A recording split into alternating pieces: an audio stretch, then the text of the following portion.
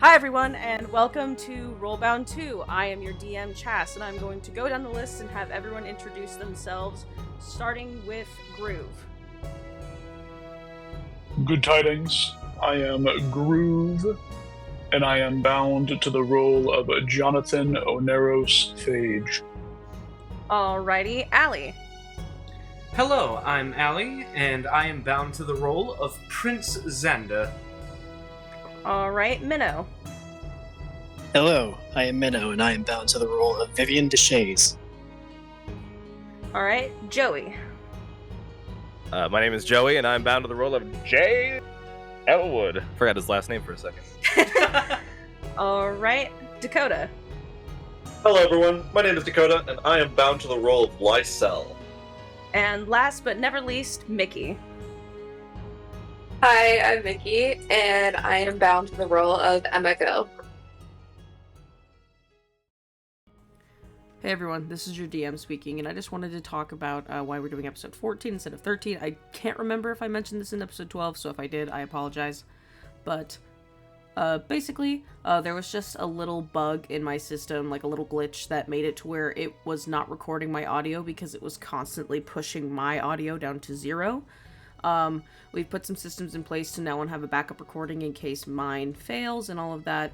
Last session, a lot happened, but also not a lot happened. They were going through the Aether Spine, which is my world's version of the Feywild. Met some interesting characters, like a bunch of pixies in the woods, and then they found this magical glade at the end where they were going to take a long rest. Met some cool people, and got some really cool, short-term magical abilities from drinking and bathing in the water there. And it was all very interesting, but unfortunately, that episode, I could not recover it in any way because it wasn't recording anything I was saying. But with that all said, thank you for joining us, and we hope you enjoyed the episode. Thank you.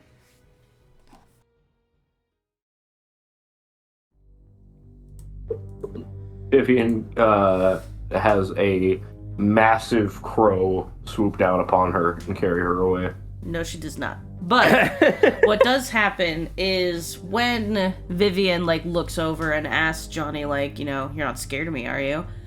In that moment, this black hand comes out of the water and grabs onto both of her arms. There's 2 arms, and then 3 arms, and then 4 arms. And within the blink of an eye, these dark arms pull her underneath the water's surface. And it seems like it happens in an instant. Within one moment, you are all having a good time, splashing and playing in the water. And then Johnny kind of looks at Vivienne with this weird, perplexed, maybe interested look.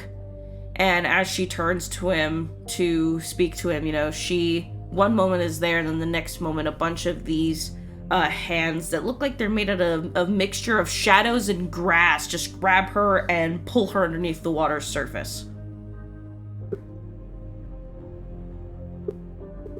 Xander yells, "What the fuck?" and tries to dive in after her.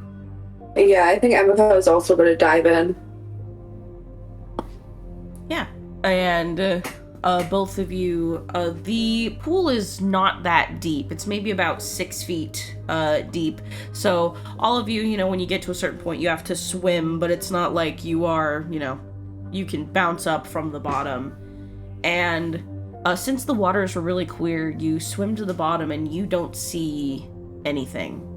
And I don't mean it's too dark or anything like that, but the grass that was there that you guys determined last session was generating the magic, which looked completely different than the substance that these hands were made out of. You just see that at the bottom. You don't see any bubbles, disturbed dirt. I cast Detect Magic. The fucking Aether Spine.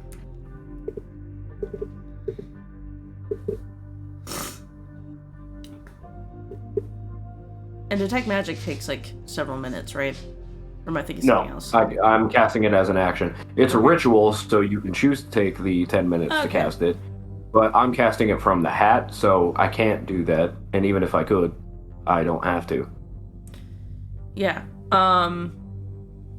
Let me look something up real quick.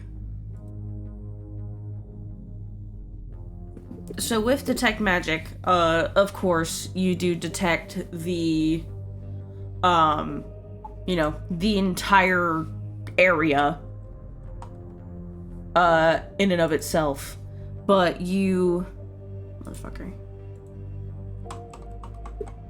The main thing I'm looking for is detect magic can pierce through material out to a certain distance. Do I see the magical signature of the bag that Vivienne carries around, the bag of cleaning or whatever the fuck we call it, under the bottom of this pond? You do not.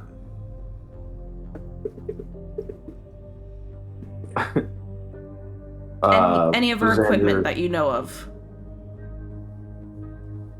Got it. Xander says shit, it comes out as bubbles, and then he resurfaces. She's gone.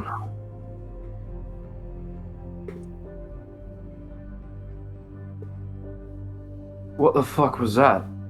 I have an idea. With this third eye, I saw some vile effigy looming over her.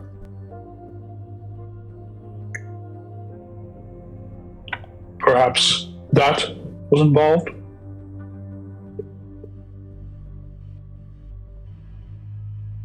I'm not entirely sure what that means, but I guess it sounds more plausible than she just fucking disappeared. I'm gonna use a sending stone and try to send a message to Vivienne saying, "Wherefore have you gone? Are you safe? How can we find you?" You get only... you get a very brief response. And that is... I'm not sure, but I'm safe.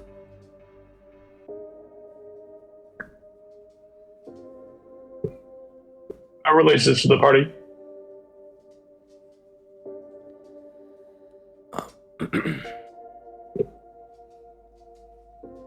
Well, certainly we have to find her. But Are we, accept that. am I still being accosted by fairies? No. They're all gone now? Yeah, when you basically kind of, when the Aether Spine changed around you and you ended up in this sort of glade, they were gone. You exited the area that they were all clinging to. Okay, awesome. We're gonna go back to Rockman.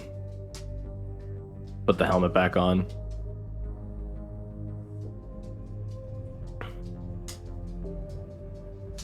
And, real quick, Lacel, That's me. make me a perception check. Hey, good guidance. Well, I rolled a natural 20 for 29.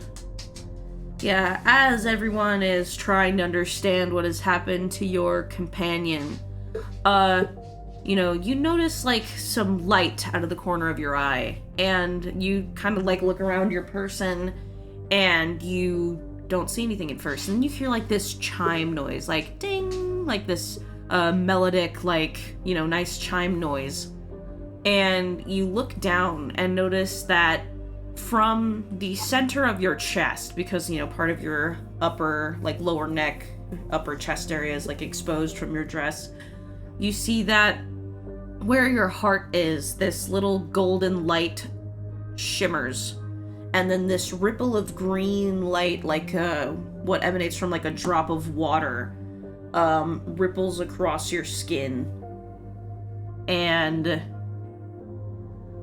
just ever so often you hear ding, and you see this ripple of green light.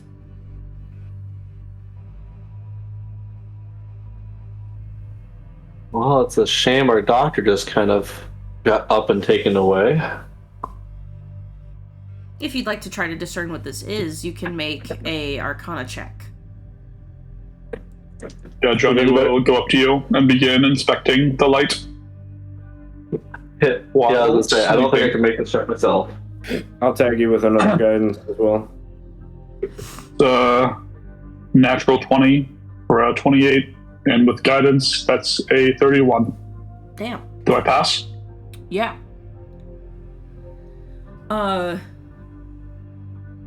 Johnny, you approach Lysel and look at them and see this light emanating off of them. And it is very, very peculiar, but very recently you have read about this. Sometimes, specifically denizens of the Aether Spine, if they have grown close to somebody, they kind of become magically tied to them. It doesn't do too much to the individual person. Sometimes the individuals don't even really notice that this is a thing that happens. You get the sense that since Vivienne has disappeared, whatever minute amount of stress or worry for your companion has magically awoken on Lysel, and Lysel and Johnny, you will know when you are close to Vivienne by the magic radiating off of Lysel's skin. That green energy and chime is basically the way that Lysel's ether connects itself to Vivienne, and it will react more when you are close to her. I saw this in the dream of a fallen foe. This light, we can use it to track Vivienne. So we're just going to need to look around a little bit? It should grow in intensity as we near her location. Well, I guess we just have to keep looking then. We have not another moment. Yeah. However, you are in like a new and much smaller area, and also you had just concluded an adventuring day. So do y'all intend on taking a rest or doing forced marches to try and find her faster? Faster in air quotes. We have not another moment to wait.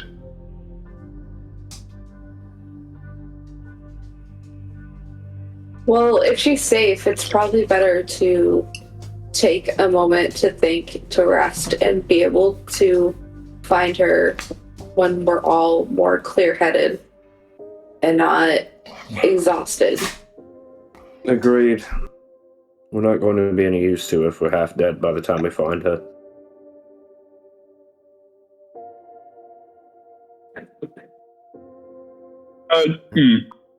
Johnny seems perturbed by this, but he will not raise an objection.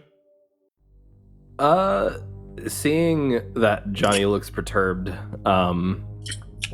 Jay is going to sort of address the group, and he's going to say, I'm feeling more than fine myself. If there's need for me to move ahead, or at the very least check something out if there's anything of interest, it wouldn't be too terribly big of a hassle for me to do so.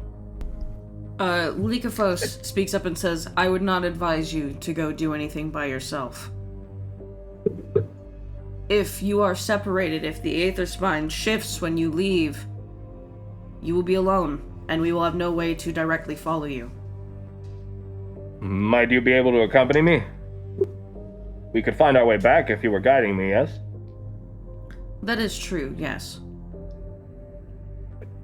This seems to be a stable area, and it would be easier for us to get back with the group than a singular person get back with the group, or the group follow a singular person. I'm just letting you know the risk. Well, it sounds like if I have you by my side, the risks are quite mitigated. I know that, never mind about that. But either way, if Johnny is in quite a bit of a rush, I wouldn't mind easing him of some of his worries. It would be excellent to get ahead. Let us travel for merely an hour, please. It would put my heart greatly at ease.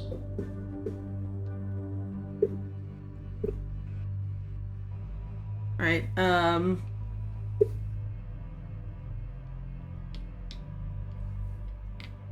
so if you guys are going to, at the very least, do it for 1 more hour, I would still need survival checks. Groove, are you trying to get everybody to pack up and move right now, or are we just going, checking some shit out, and coming back? We're gonna get a direction, at least, so move around, figure out which direction the light gets brighter, and move for another hour at least. Because the notion that I was trying to convey was that I would go see if I could find some sort of clue, some sort of hint, and then just come right back to camp so that the people that need to rest can rest. The issue is that we just need to move in the direction that Lysel's chest glows up. So you can go with Lysel, maybe. I'm saying, from a meta standpoint, it doesn't really make sense to, a character goes missing. Okay, let's go to sleep. Well, yeah, but I also don't want to lose this spot that we have for camping. That's a good point. Okay. How about Johnny and Lysel are going to figure out what direction we need to go in, and then we can take our rest. Walk around for an hour, not too far. If Lysel is amenable to that. Yeah, absolutely. Yeah, so... I'm going to go into the signet ring and have Lysel take me with them. Yeah. If Johnny and Lysel are going, then I can stay back with Emiko to make sure that nobody fucks with our resting place. Yeah. And I'm going to be within my genie vessel, taking a short rest while Johnny and Lysel are doing their thing, so that when they are done with their hour, I'll have all my stuff back.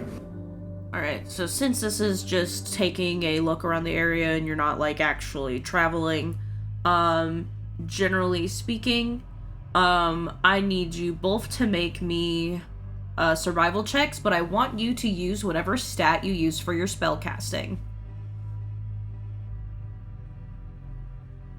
It's very blind, actually, so that's about the number. I got a 21 natural 20 for a total of 25. Okay, so Lysel got a 21 and Johnny got a 25 with a natural 20? Yes. Okay. So, you both start to kind of walk around this glade, kind of going to where the rocks start to tower in the air and lead into a waterfall. And, since the forests of the Aether Spine are ever changing, you could truly go in any direction. Even up, if you really wanted to. Not really, you'd have to be able to fly, but you know what I mean. Everything's changing. And, you are walking for quite a while. Maybe 45 minutes out of your hour, you're walking, and you're like, alright, obviously we're not gonna find anything. But then, Lysel, that chiming that comes from your chest, every few seconds, that you've kind of been able to tune out now, it's actually very relaxing. You hear it sound like a chorus of chimes for a second, as if someone rang 3 at once. Like a wind chime and, during a storm. Ding, ding, ding, ding. And it's echoes. And you see that there is a part of the Aether Spine that is starting to change, but is doing so very slowly. A smell is emanating from this shift in the landscape. It smells like salt and moss, like wet moss, and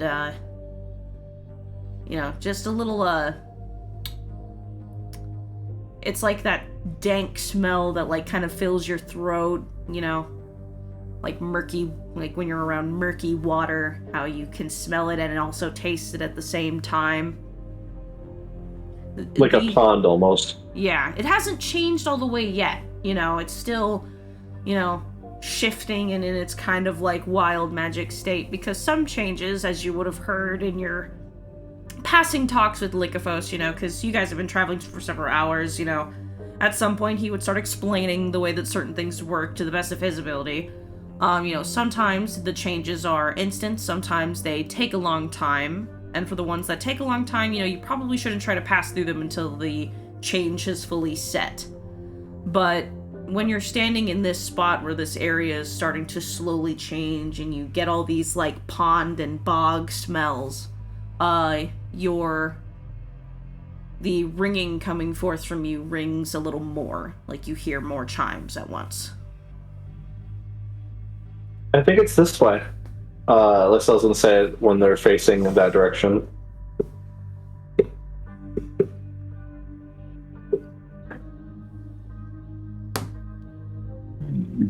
Very well. Hopefully this shall shorten our search tomorrow. We gotta find her soon.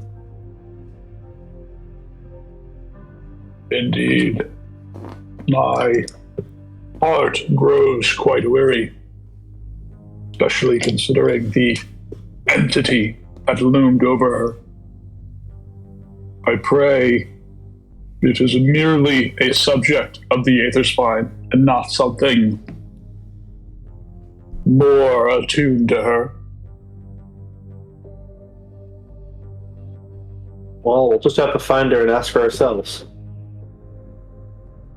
Well said. Maybe she knows about it.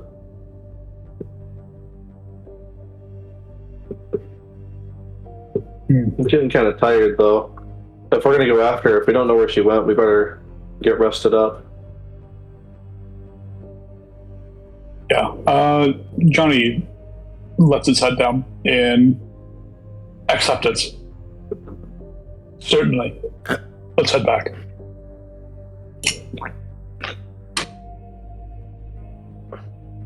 Yeah, and for Elwood and Emiko,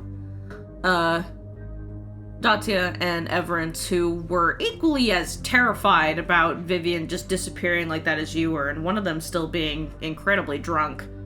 You don't even need to roll for it. It is very obvious that these two had nothing to do with it, in case that suspicion arises. They are drunk, and very clearly that they're just people that live here. They don't even have levels. They are the Aether Spine equivalent of a commoner. And like, in feeling bad, they have given you some of their food while waiting for your friends to come back. They're like, oh god, we're so sorry. That's so terrible, oh my god. Like, But after, almost 2 hours go by. Almost, not quite. And you see your companions come back from the other side of the water.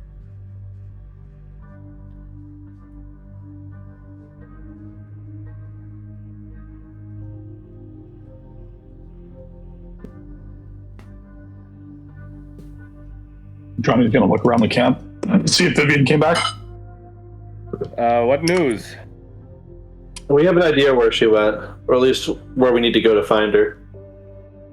Xander's going to come out of the vessel at this point and just kind of find a spot to sit down. Yeah. But I do wonder, what could that effigy have been? He's going to be trying to sketch it in the sand, the shadow he saw for the party.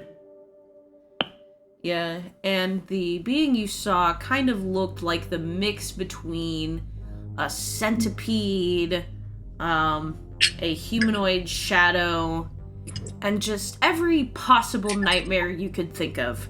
Even when being drawn out in the sand, when it's complete and when Johnny has,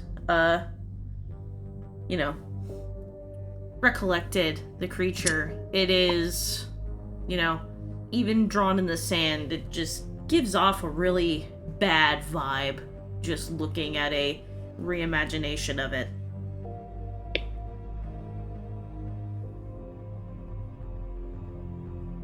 Any of us recognize it? Those who would like to make me a history check. I'll make it, but I'm not going to succeed. It is a fairly high DC. I rolled another natural 20. Okay. History? Intelligence. Jesus Christ, Dakota. Bro, we need to unload your dice. I know. It's obnoxious. Yeah, I got a 6. I have to have a talk with Minnow because my dice don't do that he got me. It's ridiculous. Gonna have a discussion. But Emiko got a 16. Yep.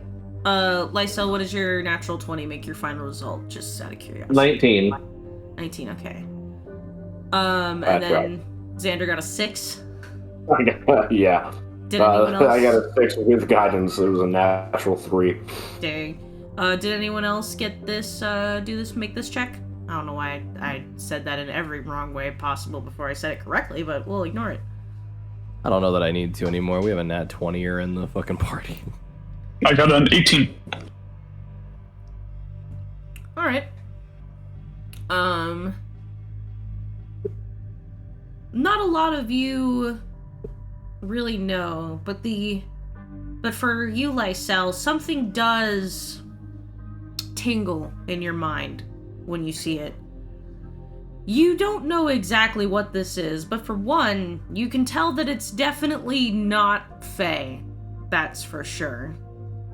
And the reason you can't fully recall is because your recollection of a creature like this is not from your own experience, but the experiences of another. Ada has told you about something like this. Maybe not exactly, but, something that checks some of the same boxes. And, from what you remember, Ada, at one point in her life, not that she told you the specifics on why or how, but she's fought a lot of demons.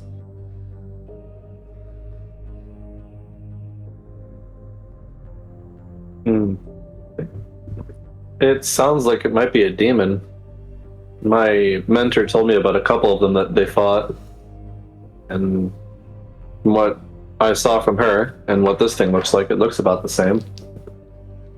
Never seen one myself, though.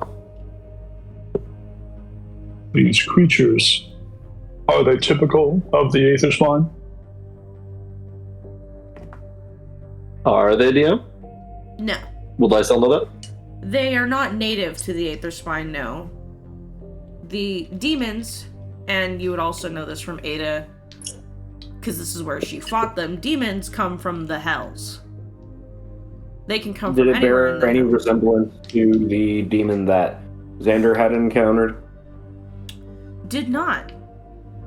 This one is a lot more, I don't know how to explain it. I wouldn't say feral, but there is just something, more profane about it than what you all have encountered already.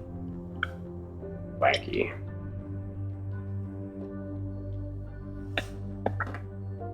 No, I don't think they are native to this plane.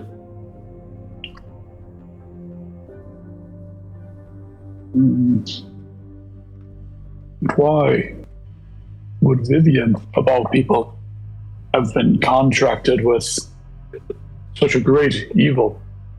One so fine it was thick upon my senses as I perceived it. Has she been lying to us? It's possible it wasn't intentional.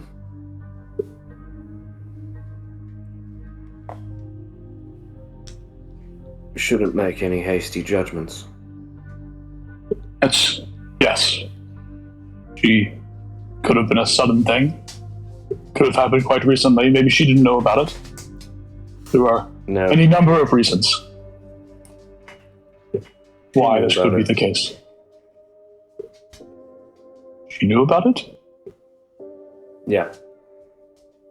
Do you have some reason for this information? Because if it was something that had just happened to her recently, first of all, I'm confident she would know about it. Second of all, she would have told us.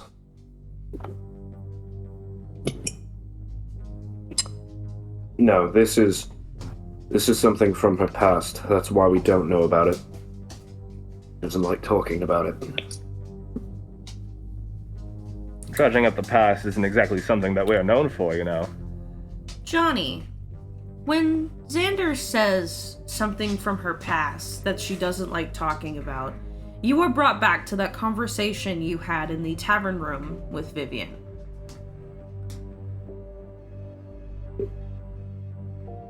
When you asked her about some affliction that she was refusing to give any details about that she takes and makes medicine for, and how she got very, I don't want to say emotional. She kept a cool head. She was more irritated than anything. And not even really at the thing itself that she was not talking about, but at you for breaking into her room. But you remember how badly you tried to pry to get that information about whatever affliction this is, and how she didn't say anything.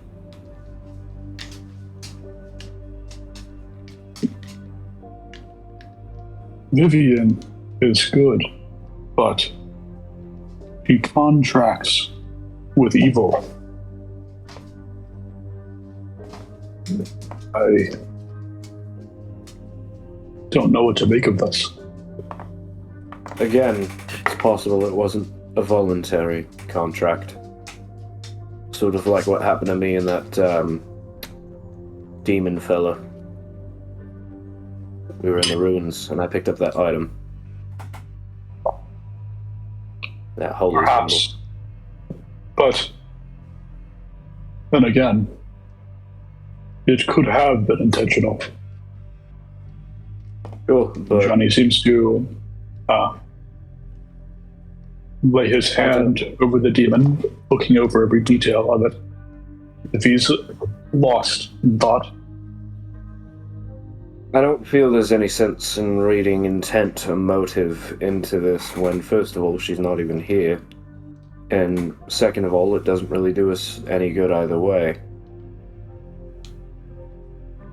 I would prefer to judge Vivienne for her actions insofar and not her perceived past. I wasn't there, so it's not my place to pass judgment. you're not wrong, Xander, but my mind is racing all the same. I know, Johnny. I know this is important to you, but we'll get our answers in due time, and I just want to make sure that for our following few hours at least, we all have a clear head. You should get some sleep. Or whatever it is you do.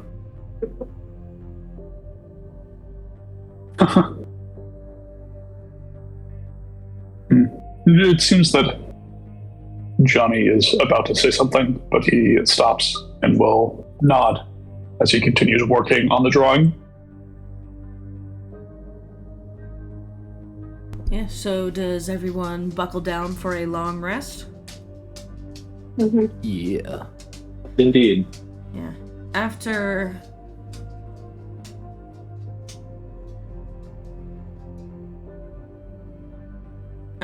your long rest, because of the nature of the area you're in, we don't have to go super in depth with watches. But your long rest goes by without a hitch. Nothing really happens. Maybe at one point, Datia or Everence, who are camping, not close to you, but nearby enough to where if they make a loud noise, you'll hear them. Like, one of them kind of burps really loud, and one of you wakes up like, what the fuck? Oh, okay. But that's about it. However, in typical me DM fashion, hey, Emiko. Yeah? What do you normally dream about?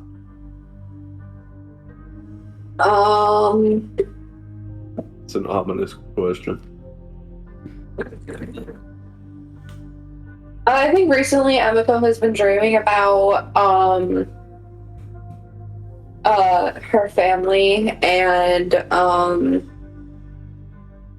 some of the festivals that used to happen during those family get-togethers.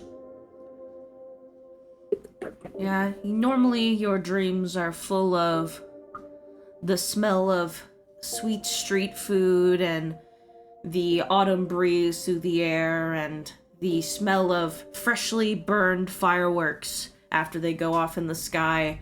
You hear laughter, you hear singing, you hear jokes. Maybe one of your brothers or sisters tells the worst jokes in the world, but man, what you would give to hear them make a shitty joke again. But not tonight. At the same time, as it's not normal, your dreams are not unpleasant. You open your eyes in your dream, and you are in a house that is unfamiliar to you.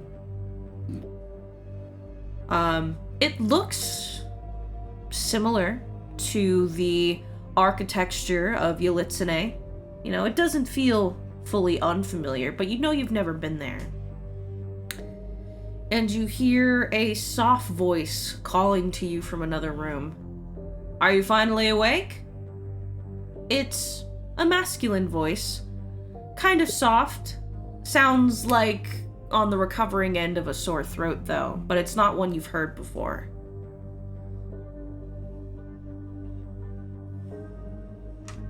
I think Emiko's going to walk slowly towards the voice, but not saying anything until she sees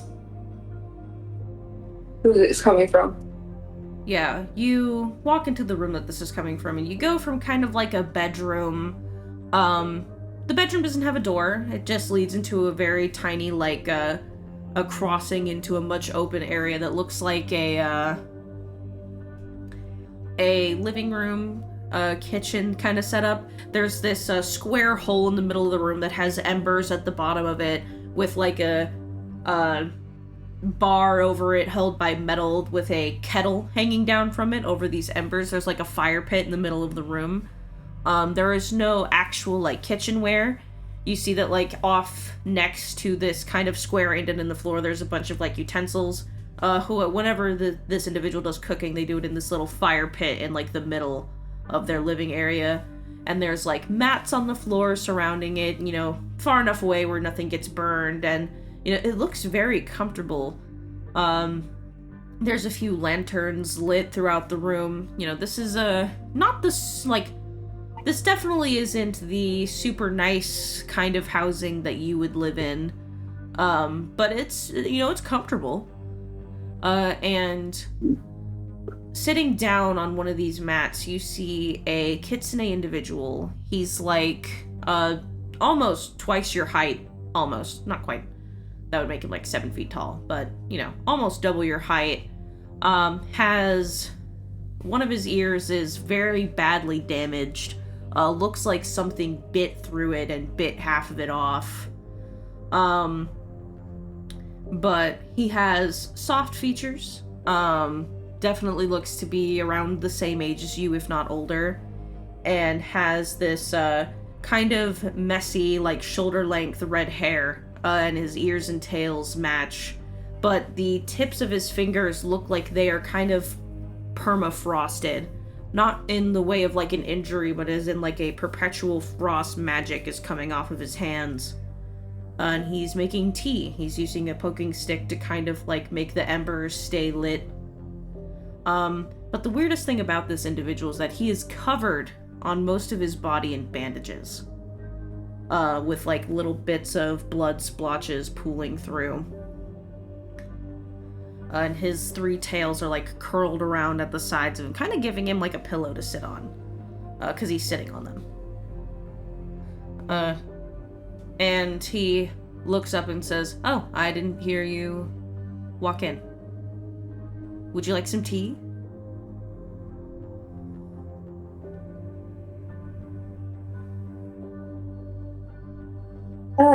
Sure. And Emma's gonna walk over and sit in front of him. Yeah, he these 2 cups come out of like literally nowhere, and he sets them down. And he pours this tea, which literally looks like clouds when it comes out. Like purple, dreamlike sunset clouds. It definitely doesn't look real. And he pours it in. But sure enough, it rests as a liquid inside the cup. And he says, "It's weird. When I saw you show up, I was surprised. You probably don't know who I am, do you?" Unfortunately, I do not. Well, look at your hands. Do you notice that there's something missing? Emma's gonna look down. Your bracelet is missing.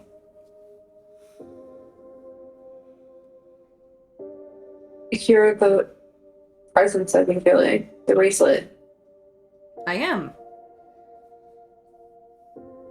You see, since you're in an area so charged with aether and magic, I'm actually able to speak with you now. Although, until some things happen, once you leave the aether spine, our connection will be as it was, where you will only hear the impression of words, but none of them.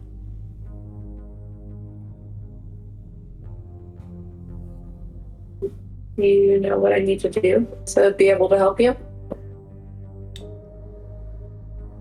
From my understanding, you just have to get stronger. Allow your magic to flow through you in a way where you will be able to communicate with me via the bracelet. Then I think it'll be more clear. Her shoulders kind of like slump and her ears kind of fall flat. It's like, that's all I have to do, huh? Get stronger.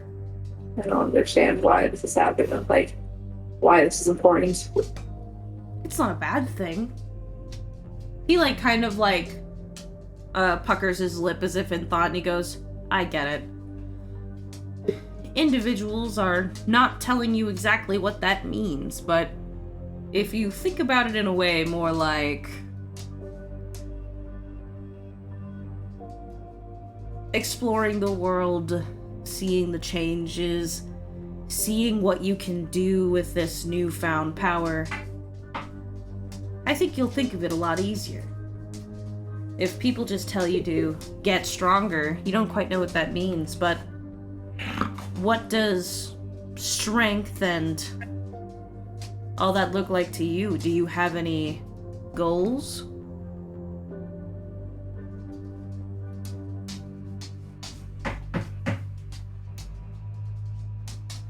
She looks like she's about to confidently answer, but then she pauses on the first thought and closes her mouth and looks down.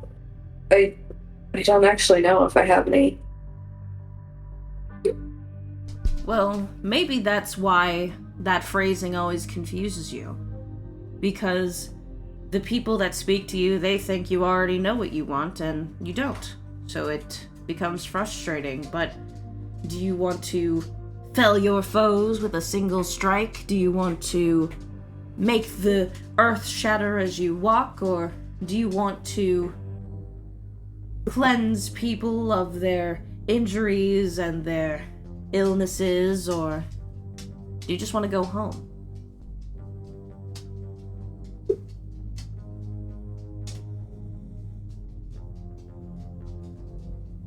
I would like to go home, but I don't think I'm ready to. Well, what do you think would make you ready to go home?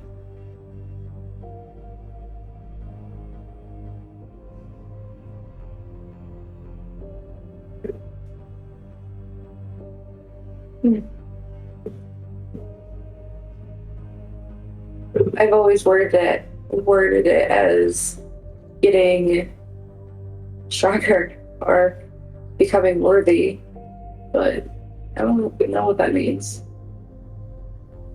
Well, think of, I don't know, who in your life is worthy to you? Who do you look up to? Who do you appreciate?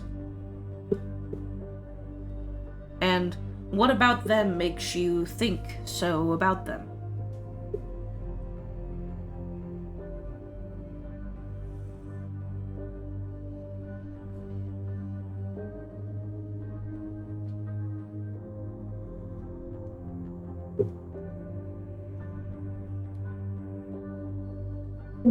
My father would always tell me about stories about his spirit journey, about seeing the rest of this world. I think that's what I want to do. I just want to see everything. Well, then it looks like you've already made a great start. Think of it. You're in the Aether Spine right now. Most adventurers enter the Aether Spine and they don't even make it out alive. And he takes like a really big sip of his tea.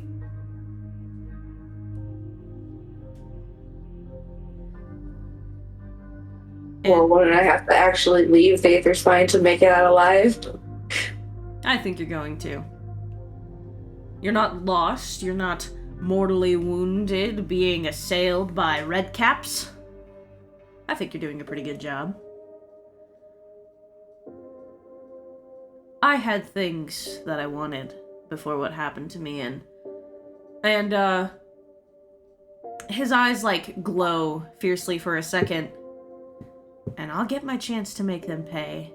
And then it dims down, and he like shakes his head and goes, but anyway, finish up your tea. And he like gestures to your cup and he goes, but we're running out of time, you see. You'll see me again, probably.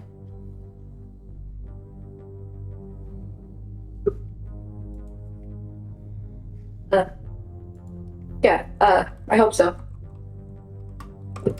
And she's gonna drink her tea. Ah. Yeah. Oh, and before you leave, this will be very beneficial in the future. My name is Kenzo. And then the moment that he says his name, you know, you feel like you go to ask another question or maybe try to finish your tea because it's actually really good. You know, maybe you want like one more sip, but the moment that his name leaves, you immediately wake up. And like, very brutal awakening too. Not like, you get to stretch and it's comfortable and you're cozy, like you are in a cold sweat, your wrist hurts, your head hurts, you are dehydrated, you feel like shit, and you like wake up like sitting up very abruptly, like someone smacked you with a frying pan to get you to wake up.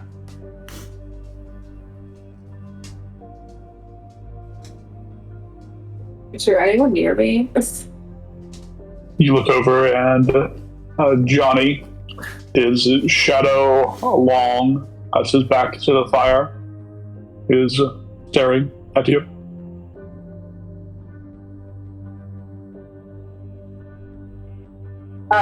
What are you? What are you staring at? I detected the sweetest aroma from your dream, one stronger and unlike any I have before, in stark contrast to your rude awakening.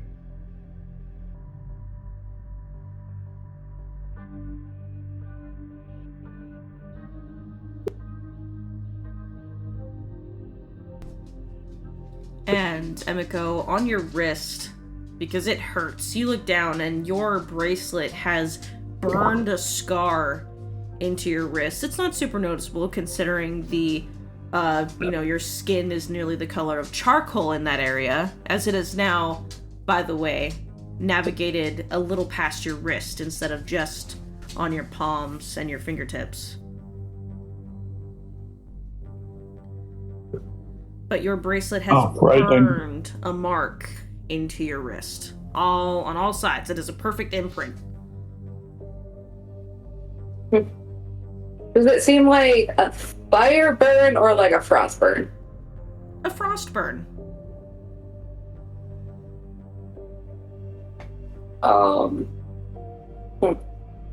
That's real interesting. I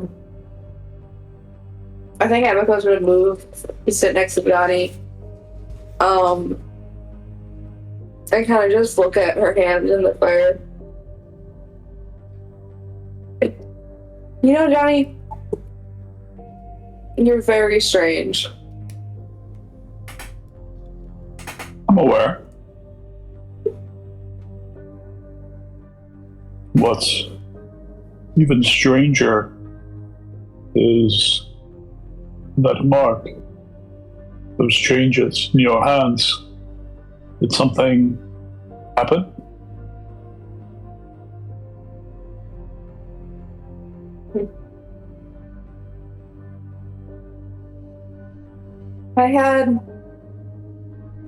I think I had a visitor in my dreams. A visitor? Lysel too has had strange visitors. Who was this man? This person?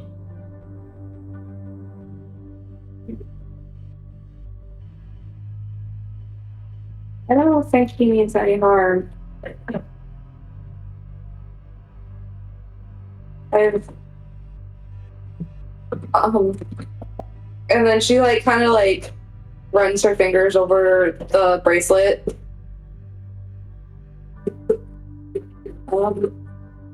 I've never seen him before, but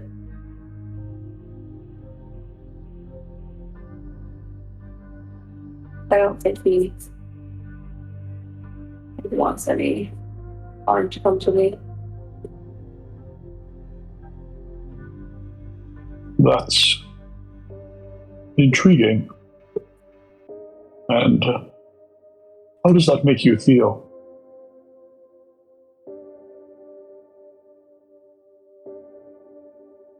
I think I feel better than I have in a while.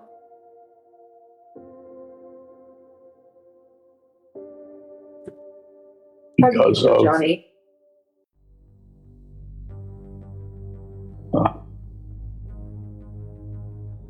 Johnny seems taken aback by this. I enjoy cleansing evil. And evil must be cleansed. But if Vivienne is evil, then Vivienne must be cleansed. And I don't enjoy that thought at all. I think your problem is that you look at good and evil as a firm line. It's not always the case. Nothing is always either black or white. Vivienne is your friend, and that's why you don't like the thought of cleansing her.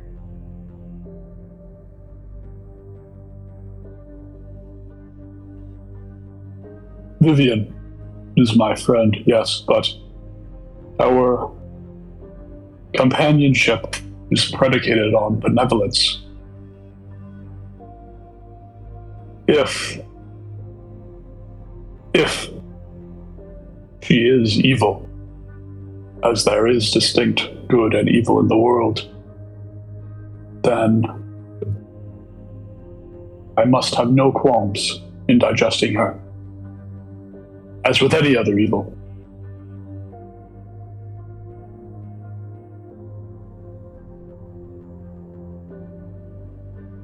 Would you say the same, Emiko?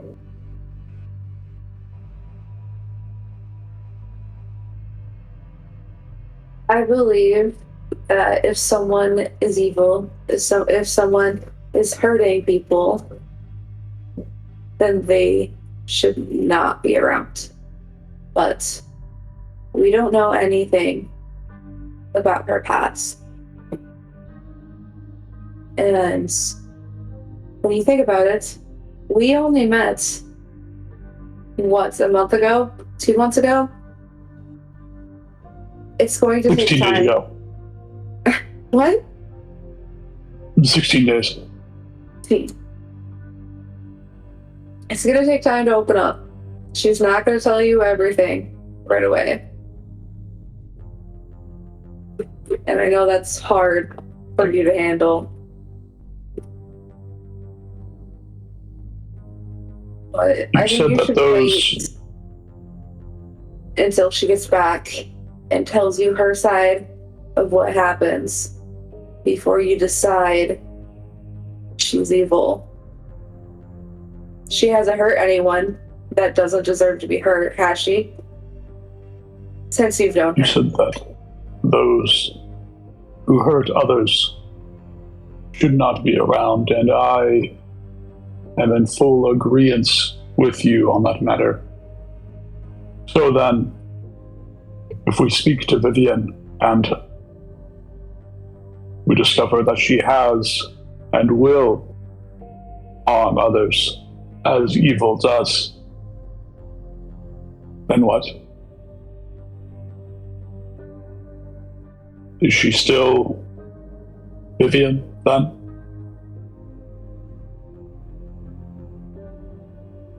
If we find Vivienne and we learn that she is a danger to us, to others,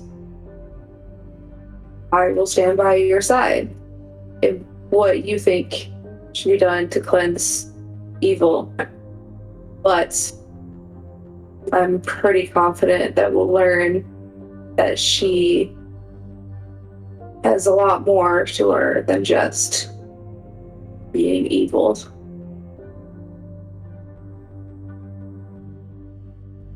What if she were evil, but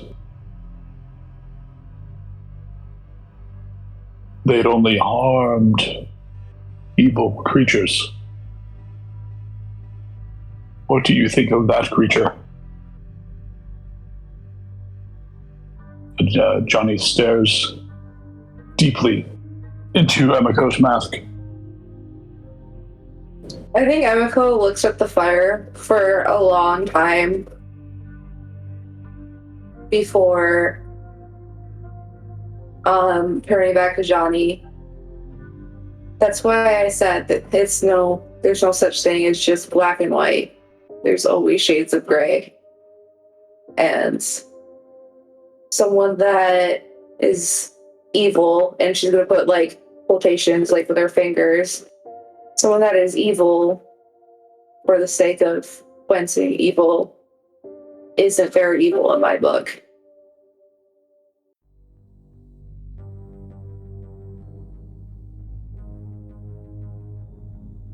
Perhaps. But even so, an evil that only cleanses evil, while useful, would eventually need to be cleansed itself. We're not talking about Vivienne anymore, are we? Nay, merely a hypothetical.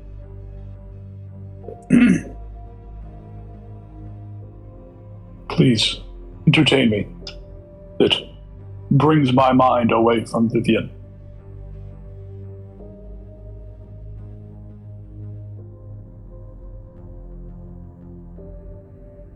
So what was your question again?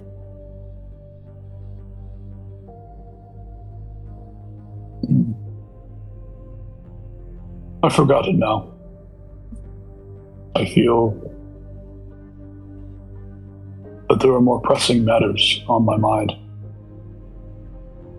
You should sleep, Emiko. We have much to do tomorrow.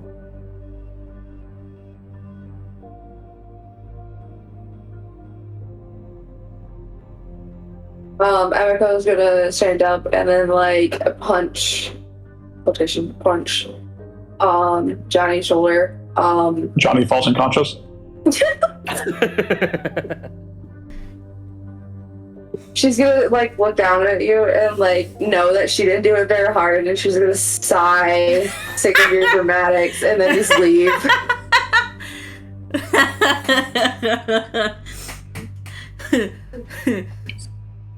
Johnny not falling unconscious to make it look like someone hurt him even more than they actually did. Challenge impossible.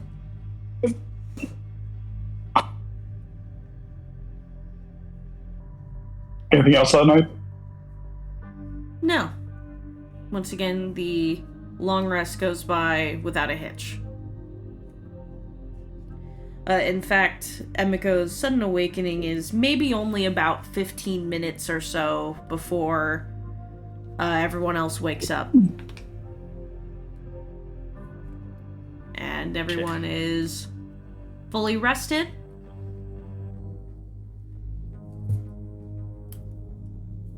I said that like it was a question. I meant that, like, yeah, you've all perceived the benefits of a long rest.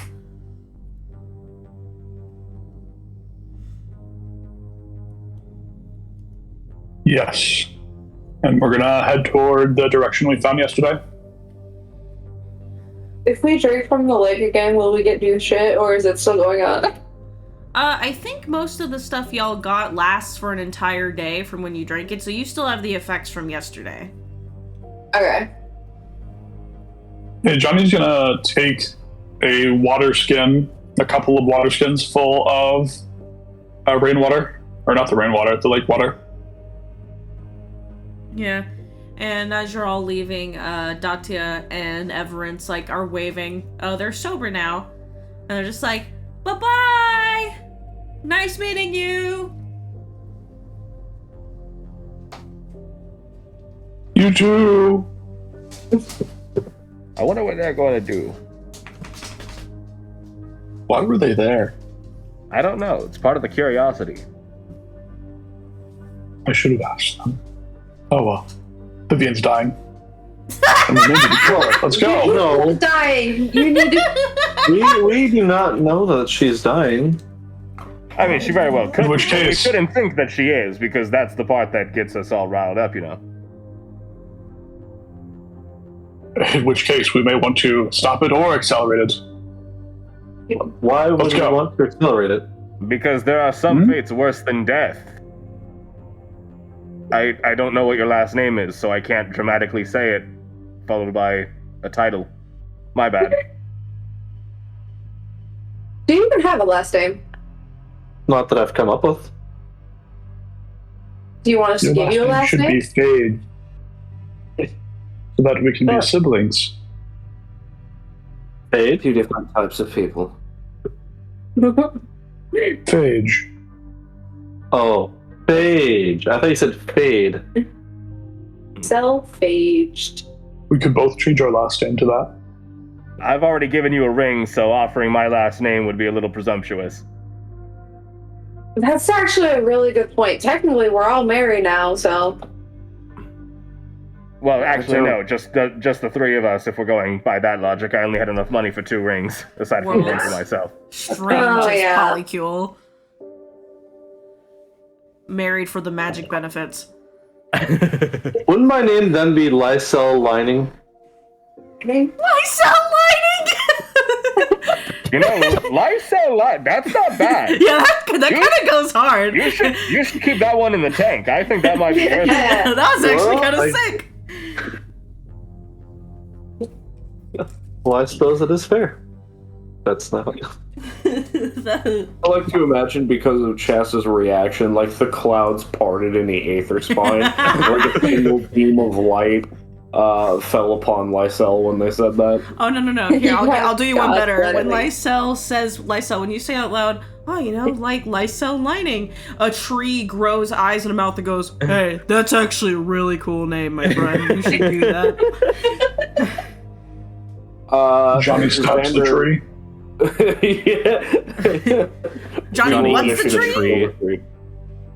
Johnny stabs the tree. Oh, hey, that's not very nice. Come on. Johnny stabs it again. Why are you doing that? Why are you attacking that tree, Johnny? Groove, leave the tree alone. This is like Do the you not hear opposite that? tree hugger. Hey man, this is really not cool. Like, I'm just a tree. Wait. You can't Stab even the do tree anything again? back. Ow! Johnny, we're you have in the the- strength to stab a tree? We're Like, are you just like, Aether's spine. The trees are gonna talk, the wind is gonna sing, and fairies are gonna take our names without asking for them. Like, you're not even penetrating And Johnny's the bark, gonna stab man. the tree? Ow! Stop, Like, that's really no. unnecessary, dude. Like, you are not even penetrating the bark. Just Johnny's gonna stab the tree. Why? Johnny, stop! Johnny's gonna Somebody stab take the his knife tree. from him. What is he doing? Johnny's gonna Hey, stab where'd the my tree. Does somebody do something, says the strongest member of our Johnny's party. gonna stab the tree. I don't Emika's understand. gonna I take just was his giving you guys a fucking compliment. dagger. This is fucked up. Emika's gonna take the dagger. Johnny punches the tree and hurts his hand, and so he gives up. I mean, I just did it the one time because you scared the shit out of me. Sorry about that, friend. Oh, no, you're good. But, like, look at this. Now there's a bunch of holes in my bark. Not even gonna do anything. Like, a squirrel's I'm gonna going burn to in there. I'm gonna pull out some seeds and cast Druidcraft and have Ivy grow over the stab marks and make them look cool. Oh, that looks really awesome, my friend. You are an artiste of the Fey arts. Yeah, that's pretty excellent. Emiko, may I have my dagger? Taking our... Are you gonna stab the tree? Don't lie. May I have the dagger? Answer my question. Truthfully. Truthfully. Maybe not. Sir Elwood, can you help us out here? Can you do us a favor? What? Oh, sorry. I was still trying to think of how I would dramatically say Lysel's new last name. Mr., Mrs., Miss, or do we just go with, like, a casual sir? You're not a fully fledged knight yet, but I think even squires can be called sir sometimes. I'm just a tree, I man. think you're the expert here. Oh shit, you weren't talking to me. The tree's like the No. eyeballs and mouth and nose go away, and the tree just goes bye bye. Oh yes, goodbye, Mr. Tree. See, that one was easy. Well, I suppose the trees have it. Ah. Emiko, my dagger? She's gonna give the dagger back. Johnny stabs the tree. Oh my god! Ow, what the If you stab that tree again, a bad dream is going to be the least of your worries, Mr. O'Phage. Oh man, what the fuck? My face isn't even out, bro. That fucking hurts. Can you stop? Stab All right, my body. it's dead. Let's go. Oh yeah, I'm totally dead. Blah. Johnny stabs the tree. That's it! I'm Let's gonna grab his arm. I'm gonna hold it with one giant gauntleted hand. Xander and Gelwood are gonna pick Johnny up and just haul him off.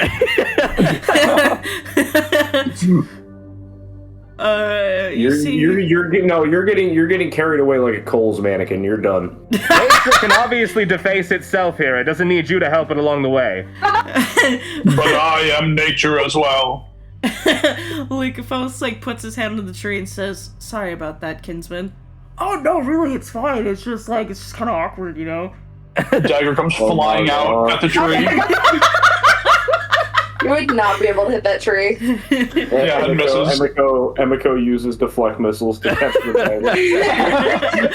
And because Emiko, you're I need so you to return that fucking to me. weak, because you're so fucking You're weak, not all she getting needs to this do dagger. is hold out her thumb and index finger.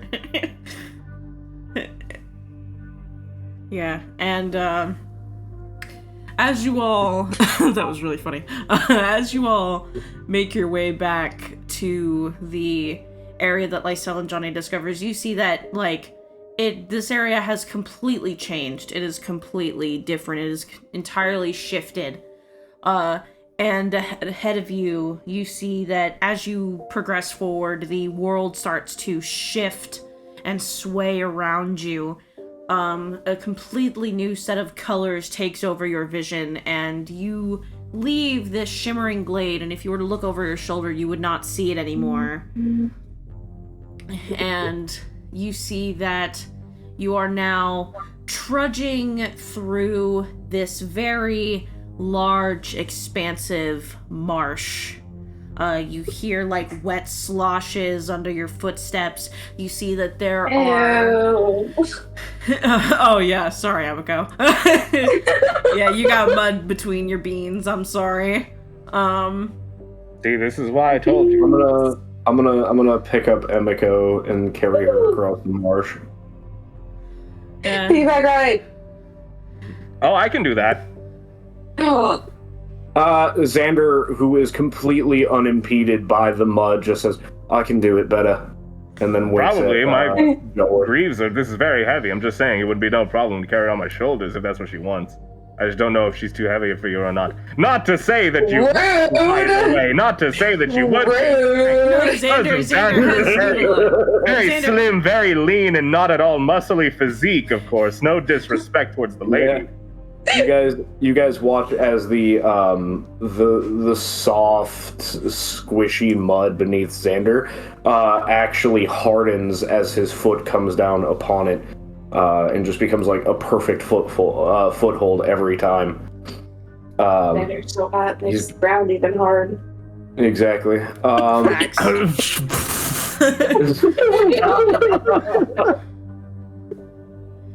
Yeah. Joey's weakness has been identified. Practically hovering over the fucking marsh. +2, no notes. Yeah, and this is actually the same for Lycophos as well, though it doesn't do it the same way. It just literally looks like the mud avoids his footfalls wherever he walks. And he says, we should be very careful here. Xander takes note of this and looks at Lycophos and says, "What do you suppose would happen if both of us was standing on the same piece of mud just on opposite sides?" Do you want to see? I mean, not particularly, but like just as a thought experiment. More than likely, somewhere in the middle, our ways of avoiding harsh terrains would clash, meld with one another, and it would just be kind of awkward. You'd be standing on tile, and I'd be standing on air. Xander blinks and says, "I'm sorry, you lost me when you said something about our methods melding together. I got distracted." And what? Emiko says over your shoulder. Lycophos, looks at you for a long second, and then kind of gets it and goes... He, inhales sharply and goes, "I see," and then walks away very quickly. You've embarrassed the poor Fae, man. And, he says, "No, but in all seriousness, we should be utmost careful here. This is another one of the Aether Spine's landmarks, as they call it. We are...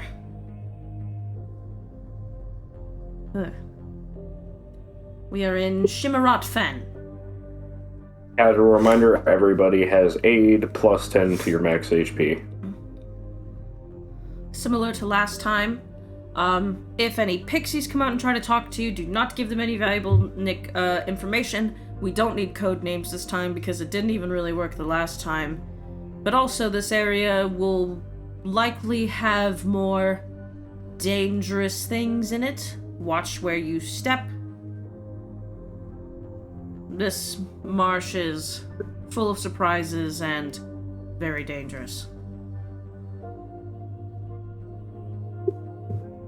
But if we are diligent, we should be done getting through it by the end of this long march. But this area is rather large, so we will probably need one more night out at camp, but our goal right now is to find you a friend.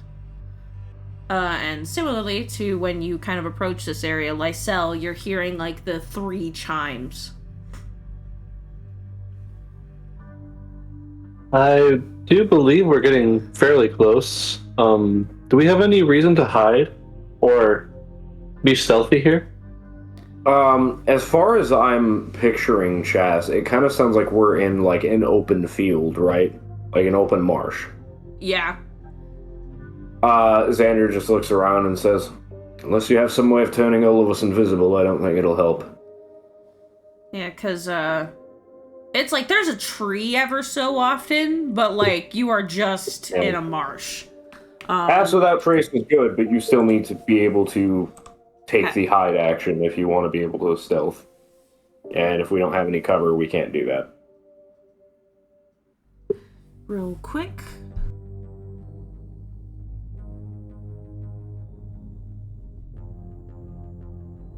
A dragon comes from the sky, picks up Xander, and throws him into space. No. No. But yeah, ever so often, like maybe every 60 or more feet, there's like a willow, like a crooked willow tree where its leaves kind of cascade down and barely blanket over the water, or a very large, and I mean very large mushroom will tower like 20 feet tall, where its cap extends out. But you know, most of it is just the mud and water and reeds coming out through the watery surface. It smells terrible.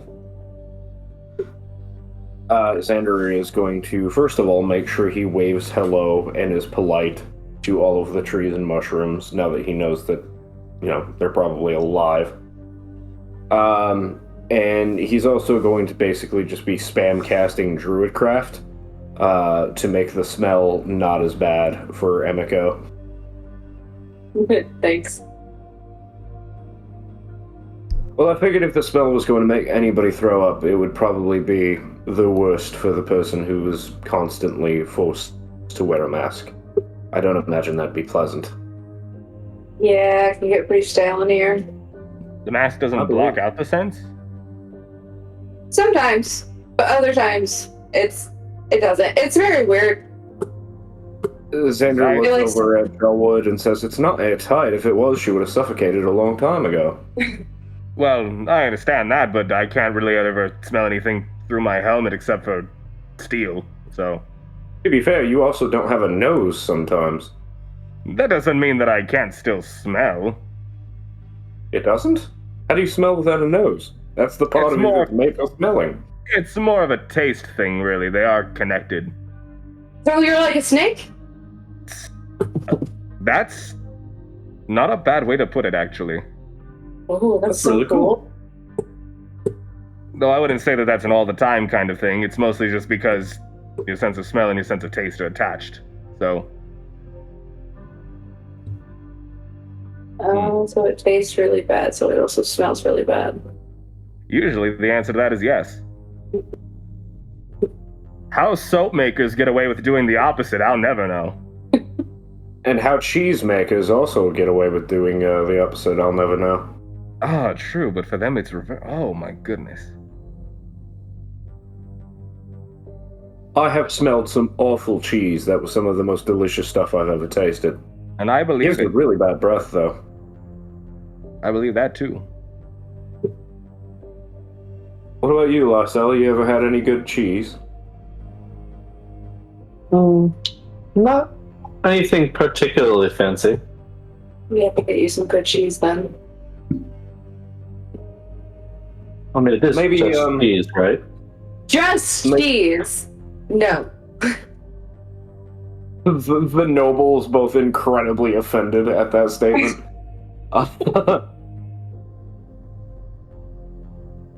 Well, if we ever go visit Petrus, I will give you all a sample of crystal lizard cheese. It is quite good. The lizards? Is it? I don't understand. Yeah, I was gonna ask, is it kind of like when, like, you know, like goats make cheese, or is it like cheese made out of, like, lizards?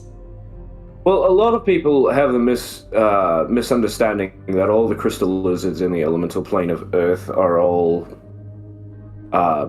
the lizards, the reptiles, but that's actually not true. Some of the so-called crystal lizards within Petrus are not reptiles or lizards at all. They just look similar enough to them. But they're actually mammals. So, like... And since they're mammals, they produce milk, and since they produce milk, they you can make cheese from them. So are they, like, small, or are they, like, big? Are you, like, milking tiny little... No, they are very big. Okay. Well, some of them are very big. You know, it's depending on what the species you're working with. There's also some of the mammalian crystal lizards that mimic the larger, more dangerous ones in order to ward off predators. If you think you're going up against a dragon, you're probably not going to fuck with it too much, but if you find out that it's not really a dragon, just something that looks like a dragon, then probably going to be less inclined to stay away from it. Oh yeah, kind of like Komodo dragons. Kind of. Komodo dragons do look more dangerous than they are. They're very sweet. Self. The bite is incredibly septic, though, but I don't have to worry about that. Got many ways of curing such ailments, but still quite nasty. Breath also terrible. There's actually a lot of Komodo dragons in the acid area of the elemental kingdoms. Jennifer actually has a Komodo dragon as a pet. It's quite adorable. All right. I have returned. Hey, go for that. And upon my return, I would like luddy-duddy everybody to make me a perception check. Oh my god, God brought enemies. The one time that we actually roleplay amongst ourselves and we talk about fucking cheese. Cheese is great, though! You can't be trusted. I mean, I don't know if you've ever played any of the Dragon Age games, specifically Dragon Age 2, but that is the kind of weird, random party banter you get. Mm-hmm. I haven't played 2, I've only played Origins. Missing out, man. Yeah, it's such a good game. Tess, he'll find it on the Wounded Coast. Is it still a CRPG? Is it still a CRPG or did they change it?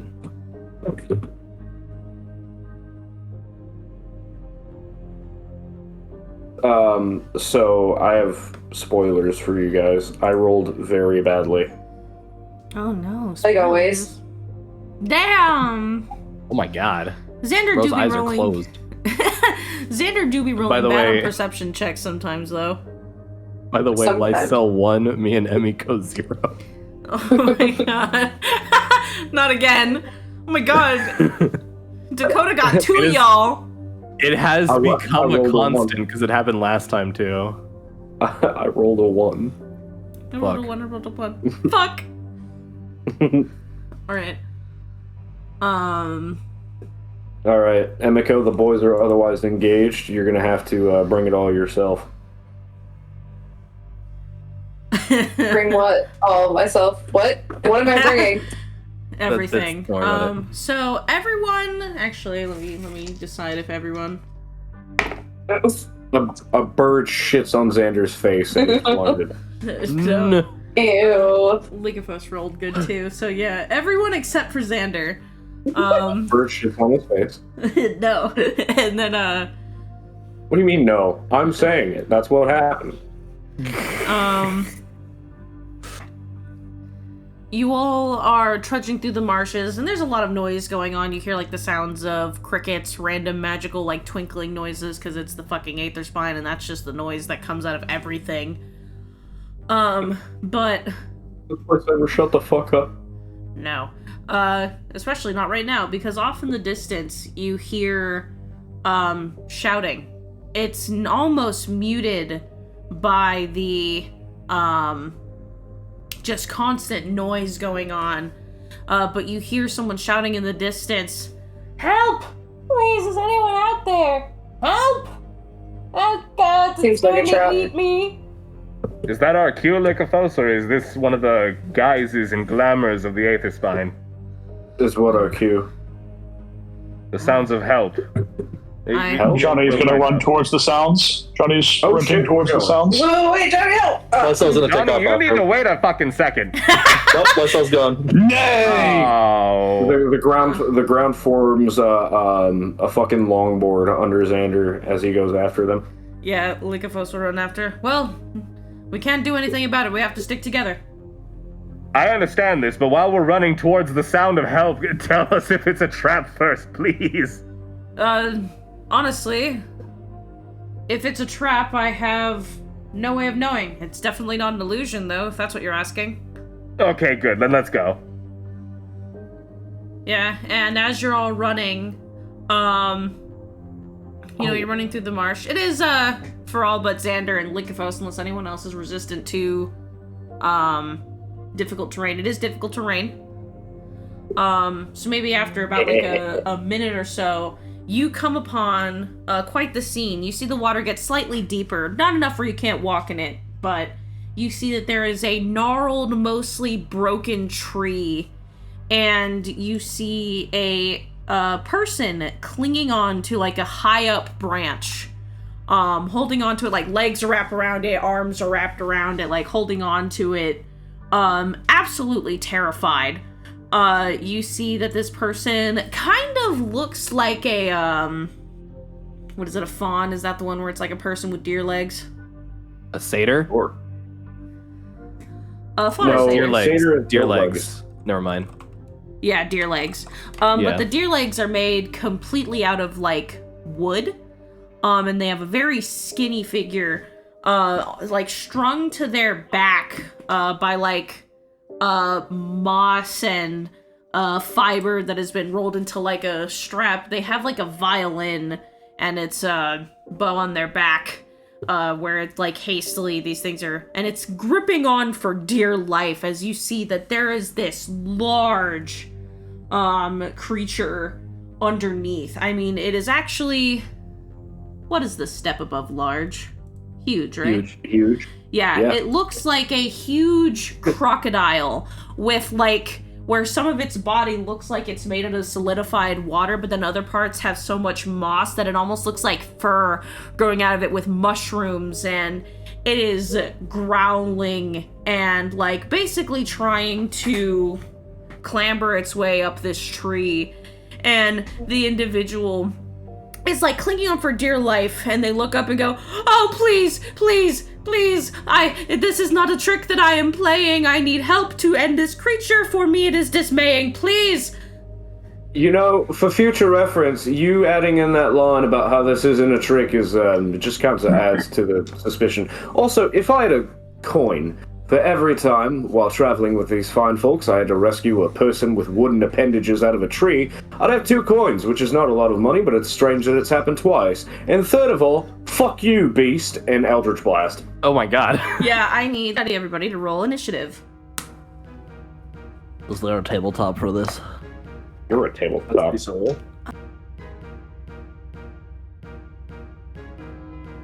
tabletop simulator music really is the guy on the damn beach with the fucking piano on fire. They're like, it's not that crazy. You play like checkers or Parcheesi or some shit when you load the game up, and the guy's like, say less. The picture I'm gonna use for this creature is really funny. Not fully accurate, but funny. What the fuck? Oh my god! Oh my god, no! We're all going to die. Is it a Trask? It's an SCP. It's even worse. Yeah, I said I too. said that the image I was pulling for this is not fully accurate, but funny, and everyone would recognize it. All right, top of the round, we have Johnny. We need an intelligence saving throw from the beast. Right. Oh, damn. It's a good roll, but it does have a negative in this. That is a 18. Succeeds. Johnny's going to back up as far as his movement will allow, and then ends his turn. Also going to command the familiar next. Going to use action, bonus action, have the beast make me a strength saving throw. But they told me it's good at those. That's one hell of a sneeze. 22! Okay, yeah. Johnny ends his turn. The familiar will also back up as far as movement will allow. Alright. Lysel, it is your turn. Brief reminder, you are in difficult terrain. In difficult terrain, okay. 10, 15. If only I could get a little bit further. Oh wait, I can. Is this not of vines or whatever behind it? Is that the tree in which the individual is currently occupying? Yeah, that is this is the tree that the individual is like clinging to for dear fucking life. Unfortunately, I don't think there's any reasonable way I can get to this thing unless I Misty Step. Lysel is going to cast Misty Step, and they kind of disperse into like this multicolored cloud and appear beneath this thing. Well, not beneath this thing directly, more like 10 feet away from it. We're going to make 2 attacks against it. The first one is not going to hit, but the second one will hit, I believe, with 21. Yeah, that definitely hits. Go ahead and give me damage. Unless the first one at a 10 hits. No. The 10 will not. I don't think so. So it's going to be 21 points of damage. Alright, just in case. Okay. And then with our move action, we are actually going to take a little 5-stepper back towards the party, and then a 5-stepper to the right. Alright. Damage is noted, and your movement is noted, so that... Actually, you know what? We're going to go back one more, so that way that's one less space for Jelwood to have to walk up to. Alright. Anything else for your turn, Lysel? That is all of my turn. Alright, Xander, it is your turn. Please have the creature make an intelligence saving throw. Alright. Everybody's casting spells, and I'm like, whack. Whack.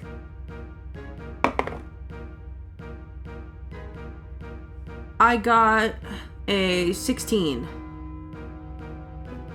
Fuck! Nothing happens. Silvery barbs.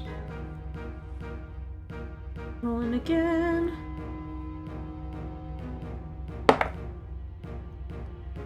The second one was a natural 20. I'm so sorry. Oh no! Oh my god, it is... Unfortunate. No! Who's getting advantage? Johnny.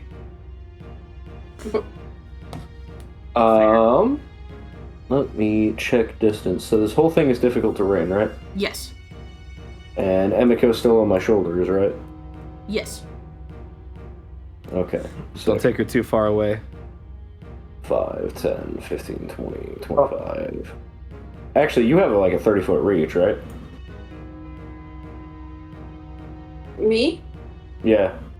I have a 50-foot movement, so that's like 25 feet, and then I have an extra 10 feet, so yeah. Yeah, Emiko can get there on their own.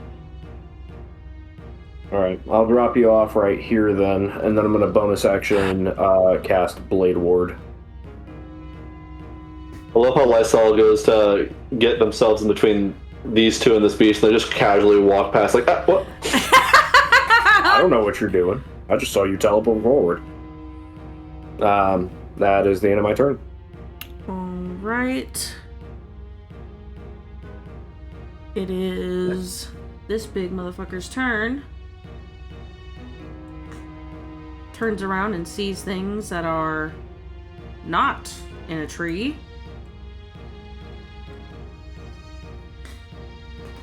Alright. And it's gonna make some attacks. One of these is going to go to Xander, and the other one's going to go to Emiko.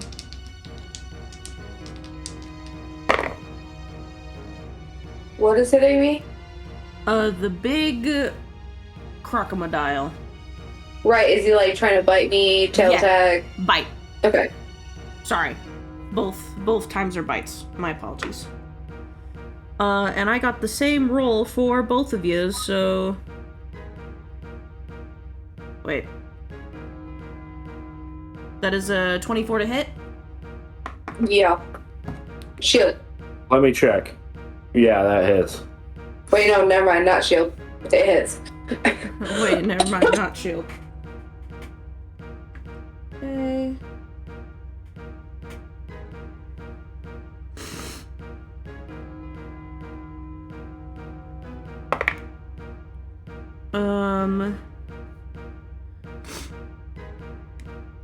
Each of you Well, that's for... I'll do the one for Xander first. Xander, you take 14 points of piercing damage. Reduced to 7. And Emiko, you take 12 points of piercing damage. Ew.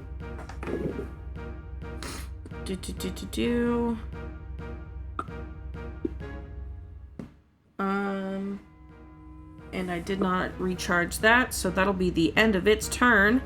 Jay, it is your turn. How does jumping through difficult terrain work?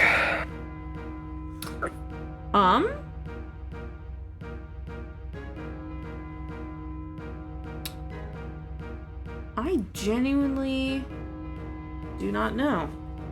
Because, like, the thing that your jump uses your movement, and in order to get the full extent of your jump, you have to move 10 feet before you jump. Right. But if I were to... In difficult terrain would be 20 feet of movement. Yeah, I understand that. And, but I can increase my jump speed because of my divinity. So I'd be able to make it if I am able to jump over difficult terrain like that. That's up to Chas. Technically, rules as written, it doesn't matter how far your jump distance is. You can only move an amount equal to your movement speed.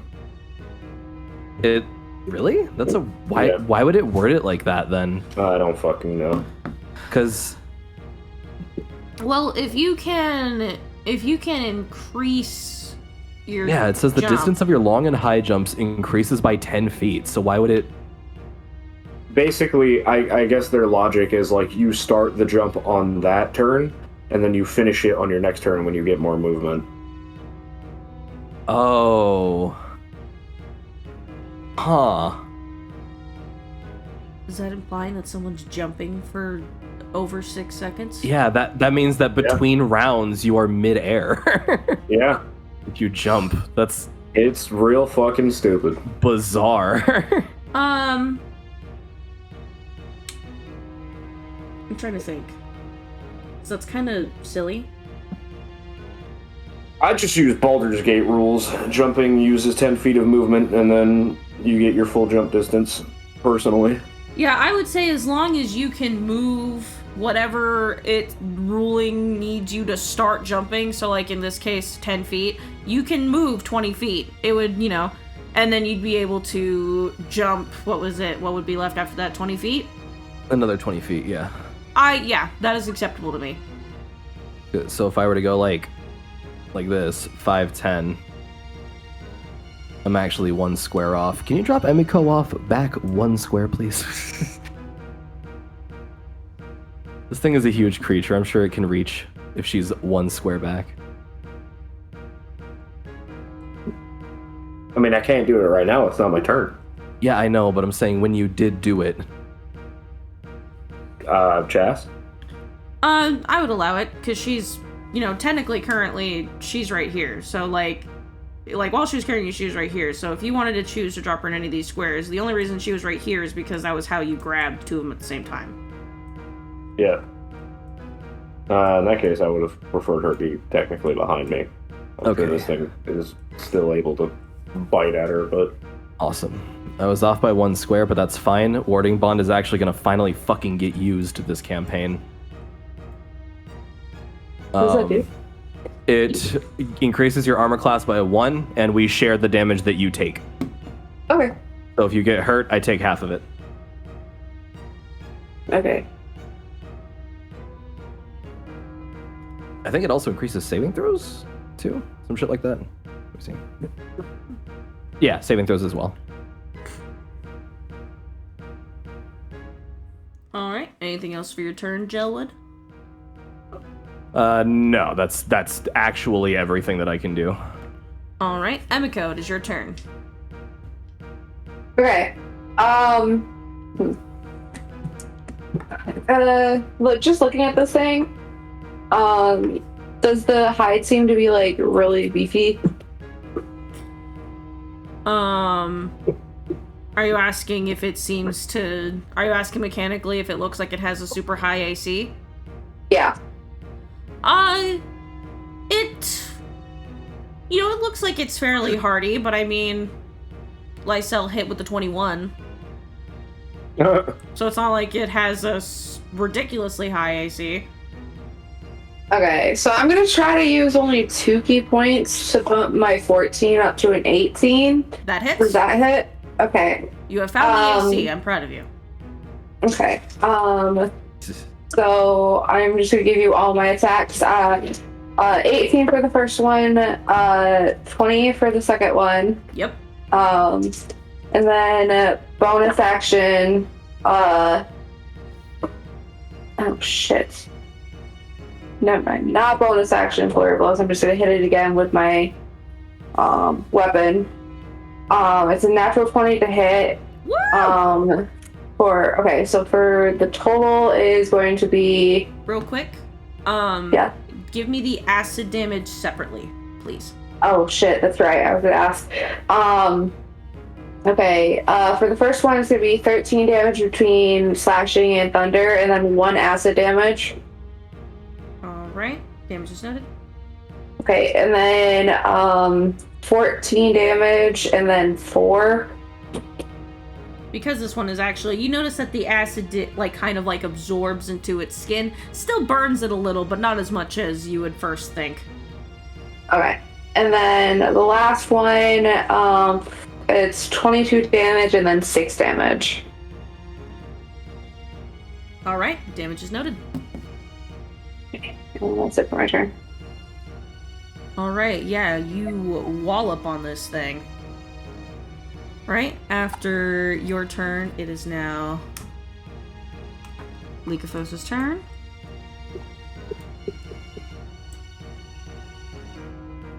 Yeah.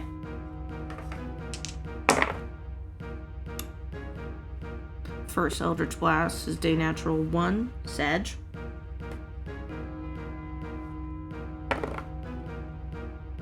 Alright.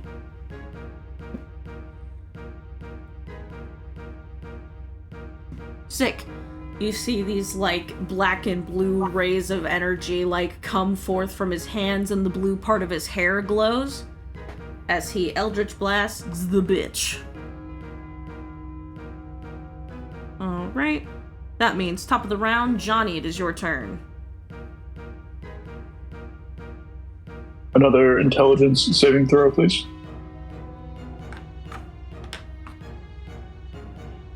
Alright. 7. Gonna take 5 psychic damage. It has a 4 subtracted from its next saving throw. And that will be the... is anybody planning to hit it with a saving throw in their turn? Yeah. Okay, yeah, that'll be the end of Johnny's turn. Alright, Lysel, it is your turn. Alright, so Lysel is going to run up 5, 10, 15 to get within range of this thing.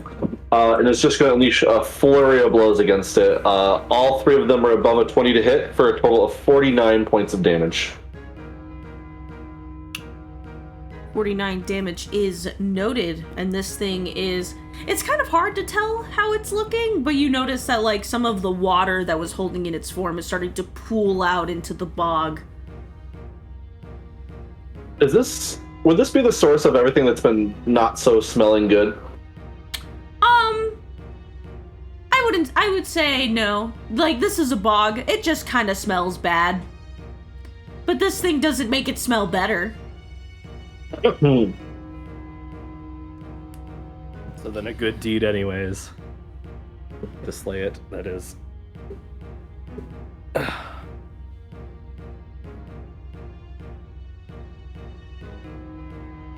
That's it for Lysel's turn. Alright, Xander, it is your turn. Once again, intelligence save. That'll Subtract be... 4 from whatever it rolls. Yeah, so with subtracting 4 plus already its minus, that'll be a 9. Okay. So it sees a swarm of beetles come out of the bog and start attacking its face and its eyes. It is going to take 4 points of damage, and my intention with this is that this illusion will blind it, keep it from seeing. Right, yeah, it starts like thrashing about, chomping at the air. Cool. I will then move back 5, 10, 15, 20, 25, 30 feet.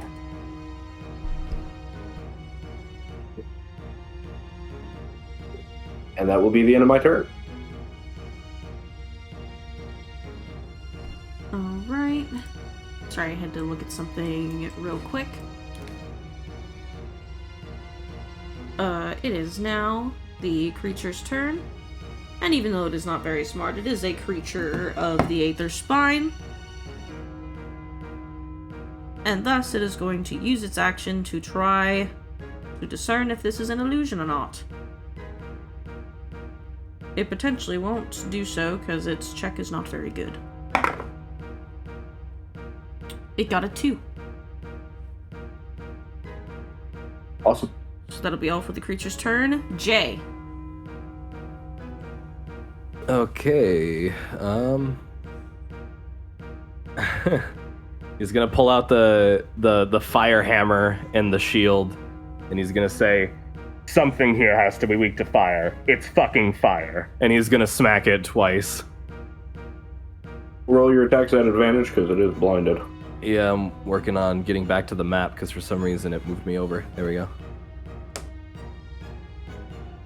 11 to hit, 24 to hit. Oh, come on. The 24 hits. Yeah, 8 points of bludgeoning damage, 1 point of fire damage. Alright. Jay. Tell me how it dies. Oh, thank goodness. So... I mean, now Joey is realizing that the warding bond probably wasn't needed. I thought this thing was going to have a lot more HP.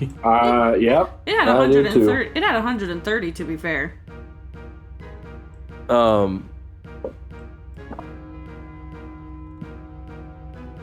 But he's going to pull the hammer and the shield out after enveloping Emiko in the golden glow of the warding bond.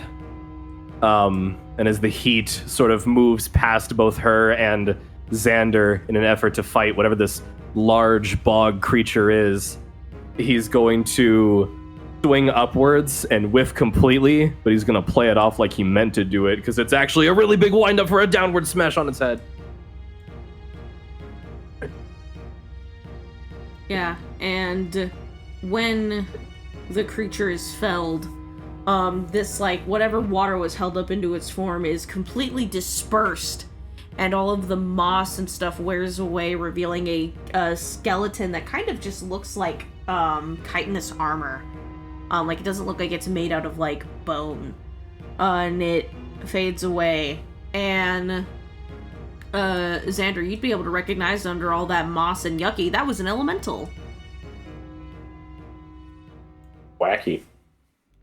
Yeah, the individual is, like, still clinging to the top branch of the tree and, like, looks down and just says, "Is it dead?" Looks like Either that or it's really good at pretending. Okay. Not much gets back up after Jay hits it. Well, thank you. Yeah, and the creature slowly, like, climbs down and then hops into the water and walks forward and says, and it, like, does, like, a little bow and goes, "Thank you so much for your help. This thing would have eaten me alive."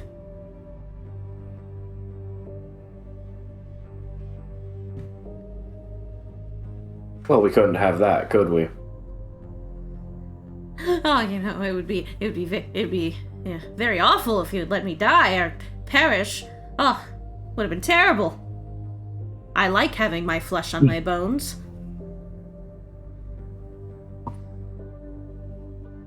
I'm sure you do. And we enjoy the freedom of this world from evil. Now, what might your purpose be in this glade? Oh, well, I am a wanderer of sorts, and I play music.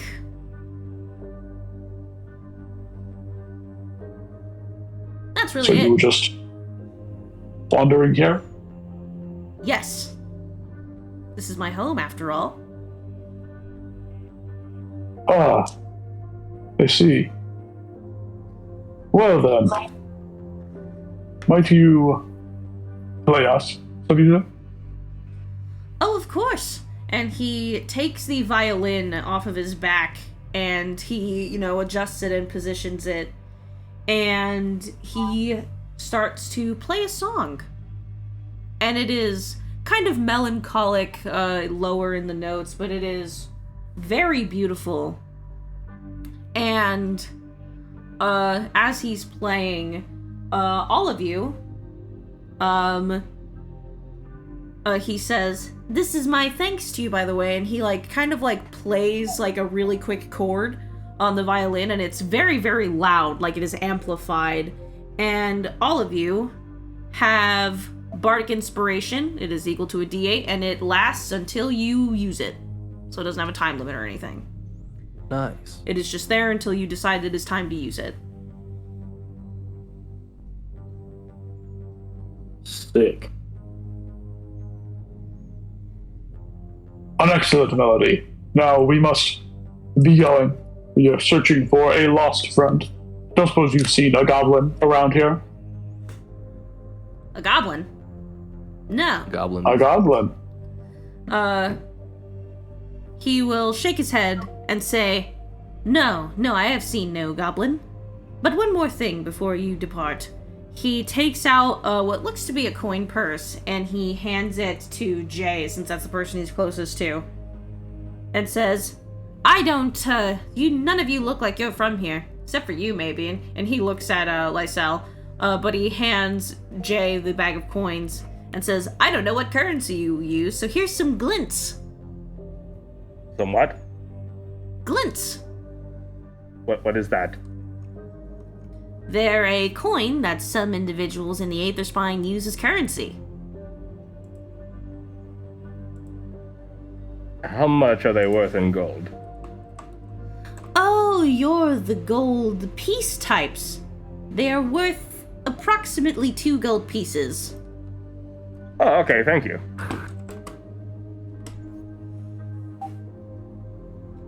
How many glints does he give us? The bag has 20. So you just got 40 gold pieces, essentially. Cool. That's better than a kick in the nuts. Let's get going. I would be wary, though, my friends. There is... You should speak for yourself. Would you be wary? Because I feel like if you were wary, you wouldn't have gotten treed by whatever that was. Treed. Well, there's more than just that in these marshes. Just be careful of the hag that lives in these parts. You best take care of yourselves as well. What's a hag? And says, what do I have to fear from an old woman? Exactly. Oh, if you do not know, then that is for you to find out. Goodbye now. I think these are the kind of hags that fatten up children with candy houses before eating them. Well, I'm not a What? I don't like candy. Let's go. People do that? No, just Oh very, god, we very must find this hag. old witches. We must find this hag and put it to death. Agree. Or... Let us go. Vivienne would want us to hunt the hag. Why are you saying that like we're not I trying to find her don't right now? We think could that's get an true. answer from her and find out if she wants us to hunt the hag down if we would just, find her first. We shall do both. The hag and Vivienne. Whichever we come across first, to be honest. As long as they're not the same person. That would be hilarious. Jay looks toward Lysel and Emiko and says, So we lead them away from the hag Uh, to find Vivienne. You know I can hear you, right? No, you can't. I can. That suit of armor of yours sort of amplifies sound and makes it all acoustic. What? How? It's literally dampening the... What? I don't know. I just know I can hear you. Lycophos. Well, he can't hear me. Lycophos chimes in. I can still hear you. And he says, well, not all hags eat children. There is a chance that she might know where Vivienne is. If this is the hag's domain. That's a great idea, Lycophos. We will hunt the hag, get the information from her, and then kill her. I still don't think Vivienne would want that. I think everyone's underestimating the hag.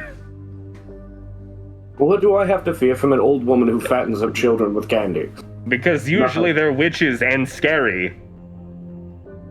But they are evil, Xander, and you're as so such, smart, but also so stupid.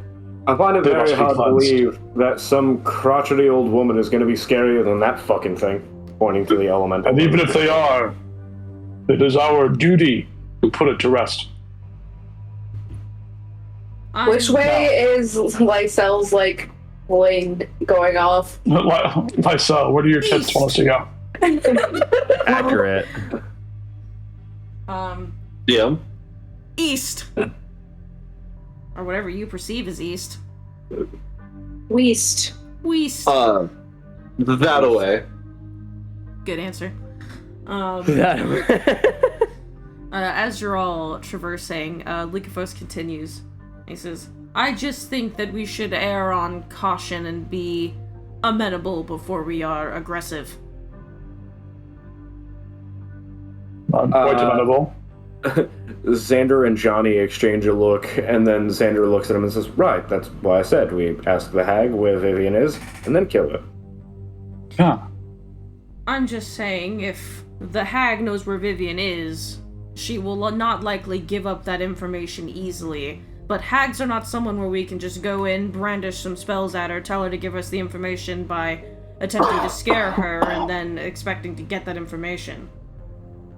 You should know better than most that we have ways of obtaining information from others. Well, if you attempt to do so the way you did with me, it likely won't work. I am just... So you're saying there's a chance? I'm saying, in my experience, hags cannot so easily have their minds penetrated simply by putting them to sleep, because most cannot be put to sleep against their will. What experience do you have putting hags to sleep? Do you sleep with hags He's often? native. He's from here. Okay. I'm native to the elemental plane. That doesn't mean I know how to fucking take down a leviathan. Why Maybe not? If you live someplace, Somebody you should slipped know how to do Leviathans. these things. I don't know. It's never come up in Petrus. He's lived a sheltered life.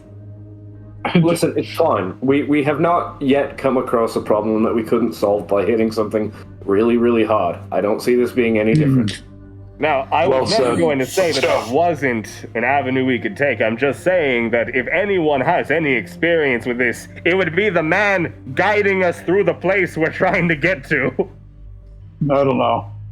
He doesn't really seem about it. I'm just erring on caution that not everything in the Feywild can... I said the Feywild. Everything that is Fey cannot be killed by he doesn't outright... even know where he is. He's drunk. I'm saying that not Lycophos, every... do you think a hag is going to be more dangerous than your patron? I think that there is a chance that depending on who this hag is, they could be equals. Then it will be excellent practice, as both Indeed. shall be consumed in time. I'm glad we were on the same page with that, Johnny. If we can kill the hag, we can kill your patron. If we can kill your patron, we can kill the hag. I thought genies And we couldn't must wish to kill kill both. people. I'm just It's not a saying, wish. if- It's a demand.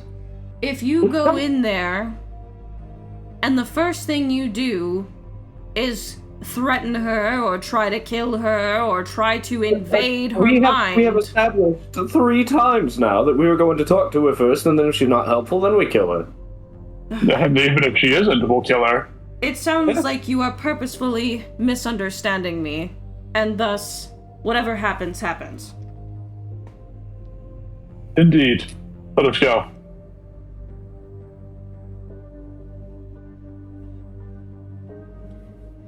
Why don't we just let them get lost? Come back for them. I wasn't saying that they were going to be wishing for it to die. I was saying because Xander seems to have a fucking death wish. I can still hear you. How does he do this? Jay, as you ask, how does he do this? You see Anodyne is at your feet. No! Failed by a familiar! Yes, I was going to take out a coin and cast Sending to Johnny. Not Johnny, Jay Elwood. You're going to cast I'm Sending? sad. Yes. Jay, What are you sending? I am fully on board with your plan. I don't have a plan. All right, I give you a thumbs up like I know what you're talking about. Yeah, and as We're gonna die. you're traversing through the marshes, like Likafo said much earlier, you see that you pass by like a specific like mushroom, and a bunch of pixies, similar to last time, just come out and start bothering y'all.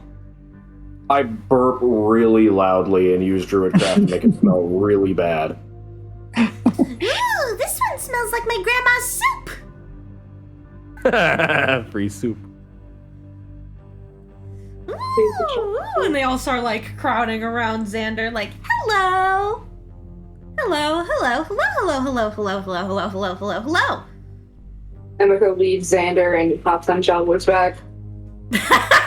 Has anyone ever asked a pixie what their name is?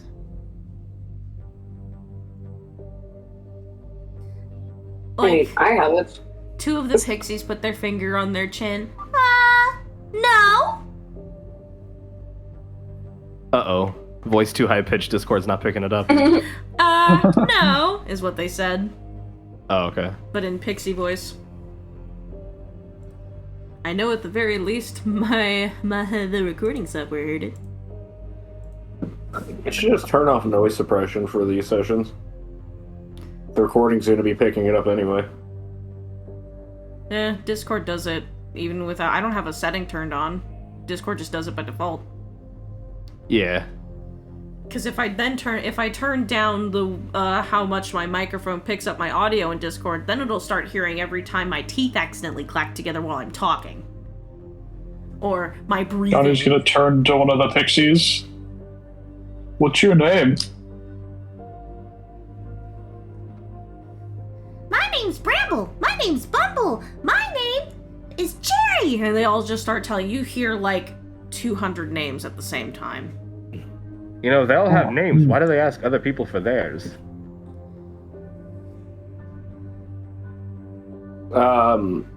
In Primordial, Xander is going to say kind of to himself because their names suck.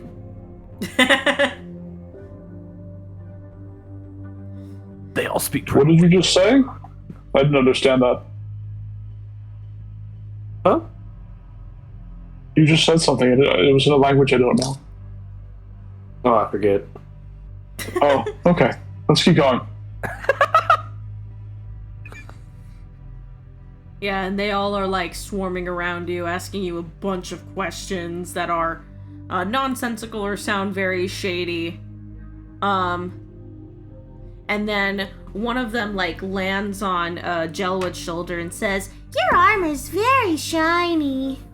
Thank you, but that seat is taken. yeah, like, you know how all of your armor has a bunch of like jagged like pieces and stuff? They're just kind of like clinging on.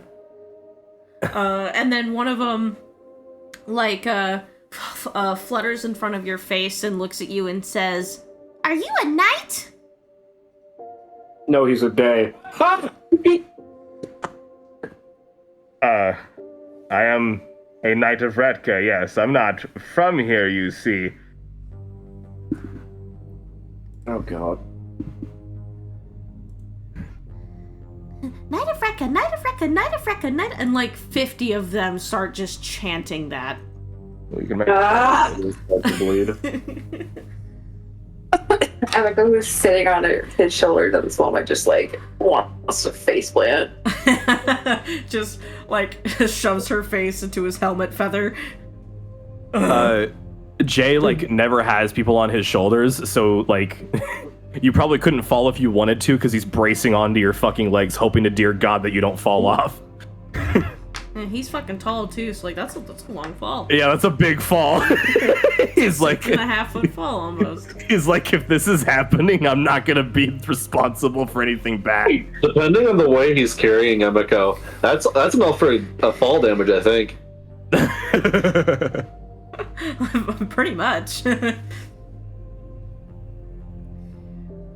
Speaking of Emiko, hey, you got hit for 12 in that fight? Yeah. Take 12 berries. Ooh. I'm gonna take 7. Berries. I'm just gonna shove one in one of their mouths.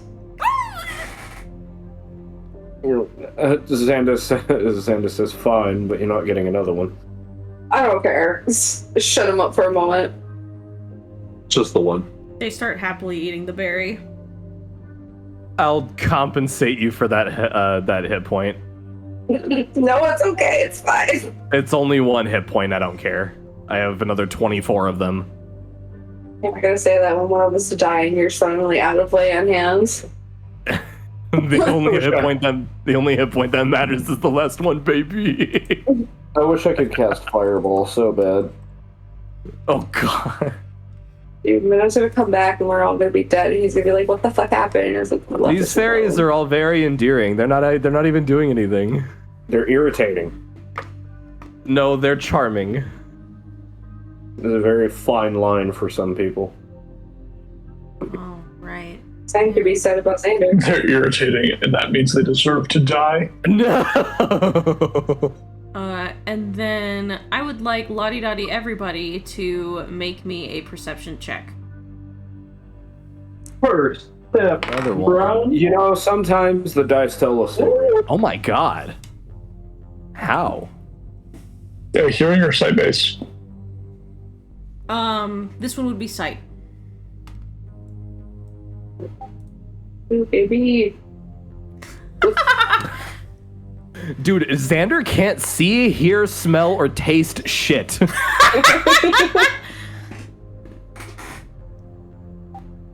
Hey, nice. I'm proficient in perception, but it doesn't matter because I roll natural ones on perceptions so often. I have a +0, and I'm rolling higher than Wait a 15 minute. on every perception check. What's it?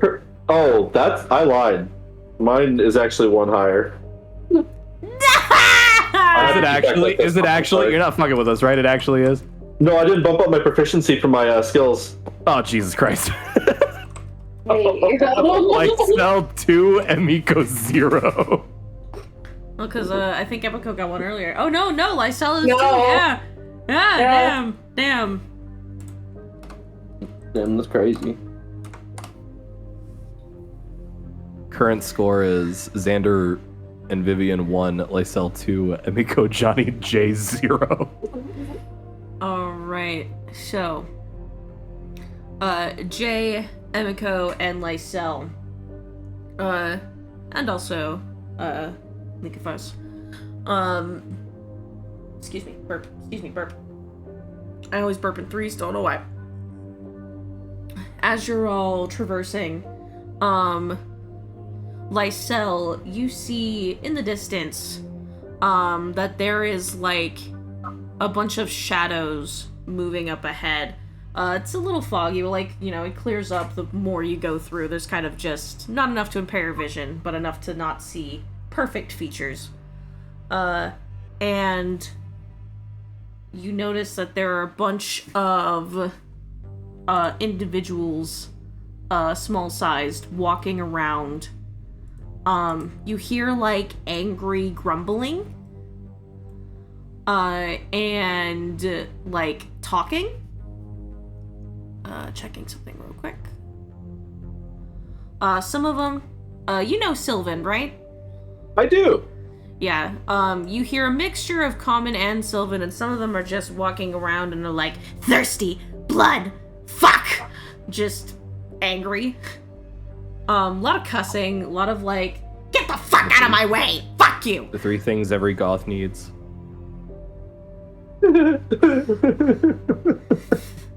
Smell, blood, kill, and you just hear all of that all over the place. Yeah, I think Lysel's gonna hold up their billhook horizontally, because if we're keeping the same formation with Lysel and Johnny J up front, just to stop the group.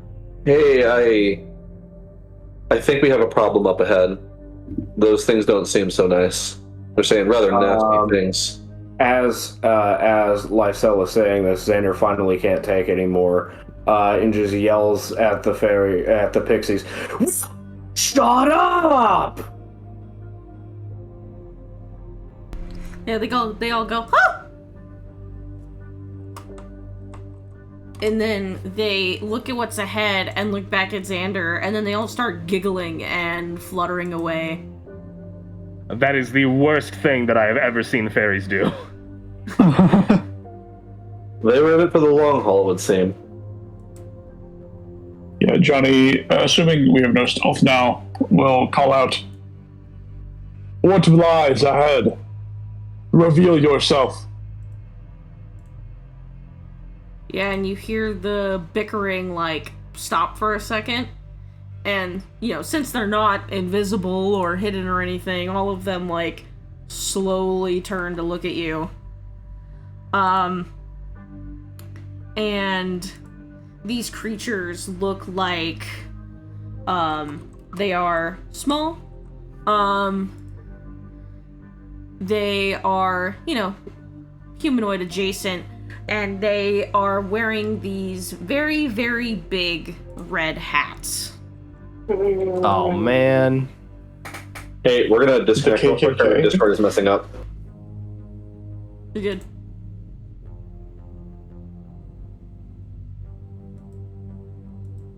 Red. They got some crazy shoes on.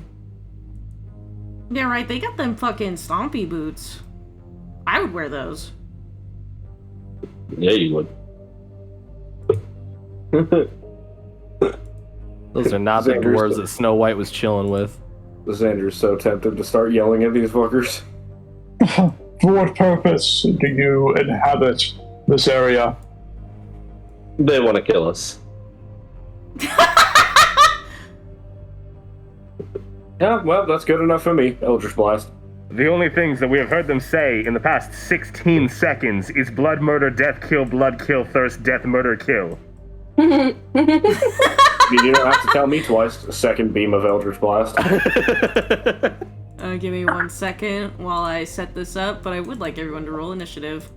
Oh, God. You know what? I'm just going to use that Bardic Inspiration, because if I don't use it in this meeting, I'm going to forget that I have it. I won't. An elephant never forgets. Well, guys, I managed to do it again. No, I did the old double natural one. Everyone still has Goa, keep in mind. How long have we been traveling for since the last battle? I would say about, like, maybe 3 hours. Oh, shit. Okay.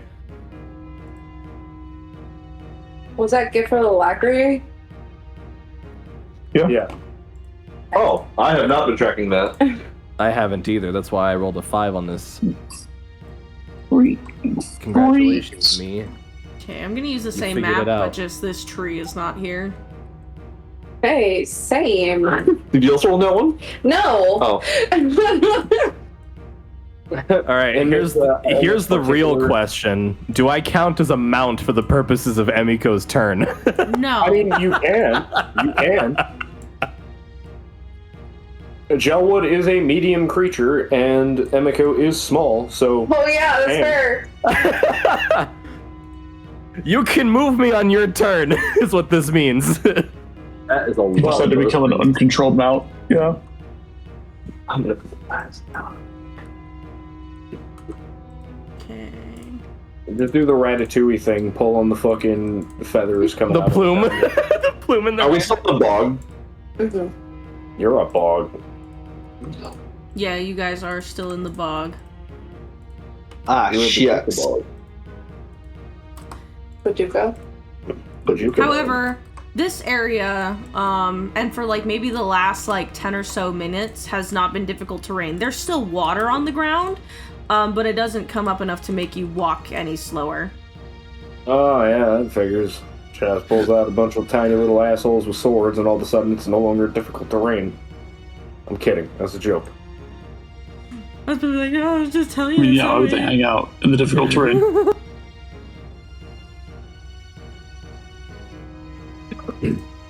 I was just telling you guys this, so we didn't track it that way.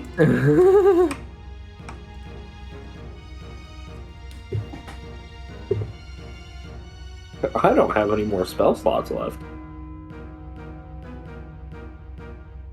You don't need any. You have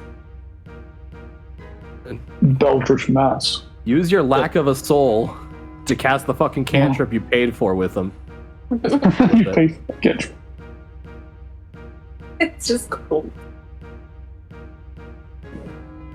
Alright.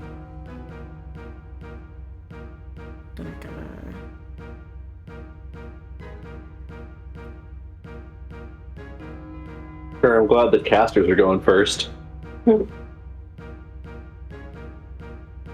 Listen, I'm not gonna take any shit from a bunch of discount Walmart brand Chuckies, alright? Not discount Walmart brand Chucky. Oh no. They do say kill and die a lot, kind of like those fake Chucky dolls from that episode of Aqua Teen Hunger Force. The only fucking creature in the entire monster manual I respect less than redcaps are like giant rats. Fuck you, I love the giant rat. The giant rat is cool, but I don't respect it. Okay. Bonky bonk. Shit. That's one of the reasons why I got bodied so hard the first time I played Baldur's Gate. You come across them, I'm like, oh, fuck these guys. And then they started pulling out, like, blood magic and attacking me 3 times as a bonus action. I'm like, oh, I have made a mistake. I was there for that. Yeah, they'll break your fucking kneecaps if you're not careful. Yeah. Redcaps are fucking horrifying. They'll give you red kneecaps.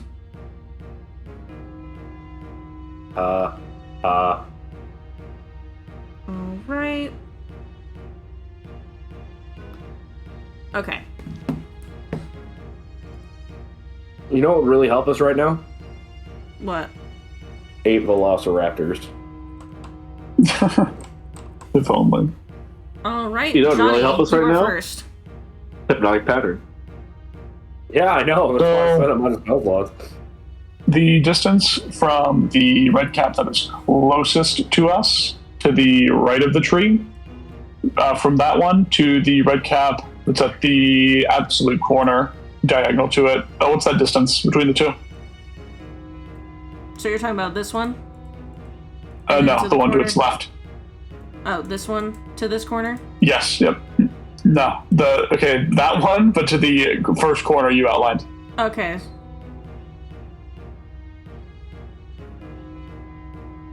About... Oh my god, my game is lagging so bad right now. 45 feet? Okay. And does that tree give total cover? Or is that tree? This tree is not there. Just pretend it's not there. That tree is actually just a painting on the ground. It's fine. Got it. It's just like a flat plane then? Yeah. The bog. Got it. Yeah, so where your cursor is now, to the left, there are 2 red caps. Oh, yeah. I'm going to cast Web, encapsulating those 2 red caps, and I want the edge of the box. I want the edge of the box to be at the back red cap. So you want the web to be back here or up here? More up there. More up there? Okay. Yeah. So you want to stop these chuckle fucks from moving forward? The 2, yeah, those 2.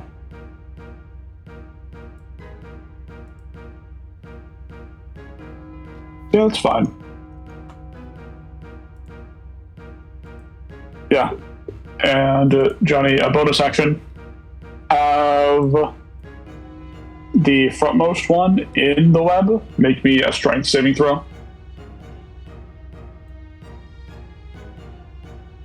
This one will be in it. I just didn't make the square big enough.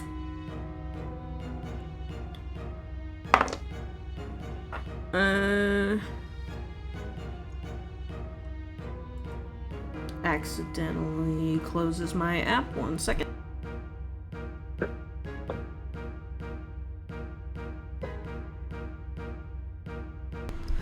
That'll be a 22. Okay. Yeah, Johnny's gonna back up 30 feet and end his turn. Alright, I will move you back 30 feet. Shit.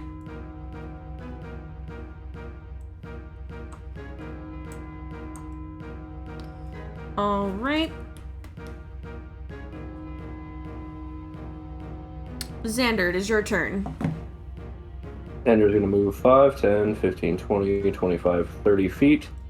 Cast Eldritch Blast. First one going at this one here. Natural 20.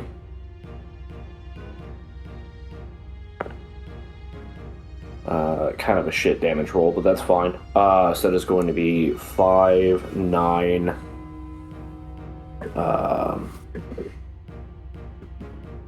10, 11, 12. 12 points of damage on this red cap, and I'm going to use Crusher and my Eldritch Invocations to push him back 15 feet. 5, 10, 15, which should put him in the web, yeah? Yes. And then the second Eldritch Blast is going at this one. And that is a natural 19. Holy. And that is going to be 9 points of force damage, and it's going to push him back 10 feet. Alright, you said 9 points. And which Yep. one was it? The That one I one? just moved. Okay. That will be the end of my turn. Alright.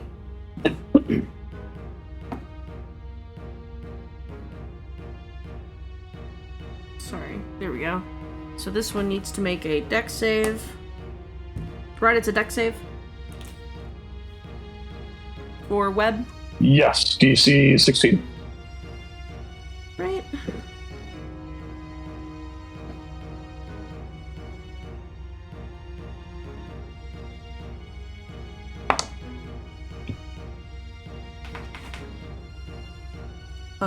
That'll be a 7. Bill, restraint. Alright.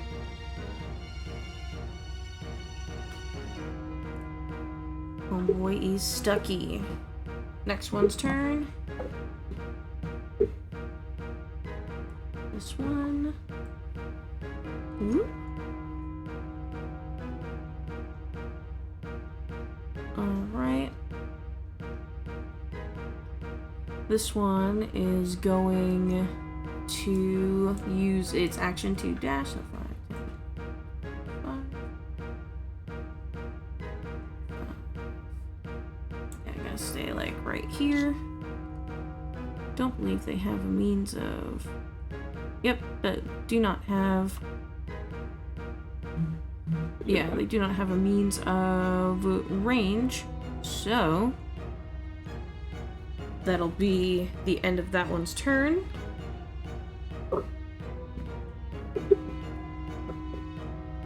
This one. Bam. Gonna make 3 attacks against Gelwood. Okay. Maybe. Good luck. Good luck, asshole. I'm behind 7 firewalls. Gonna move all these extra dice out of my box.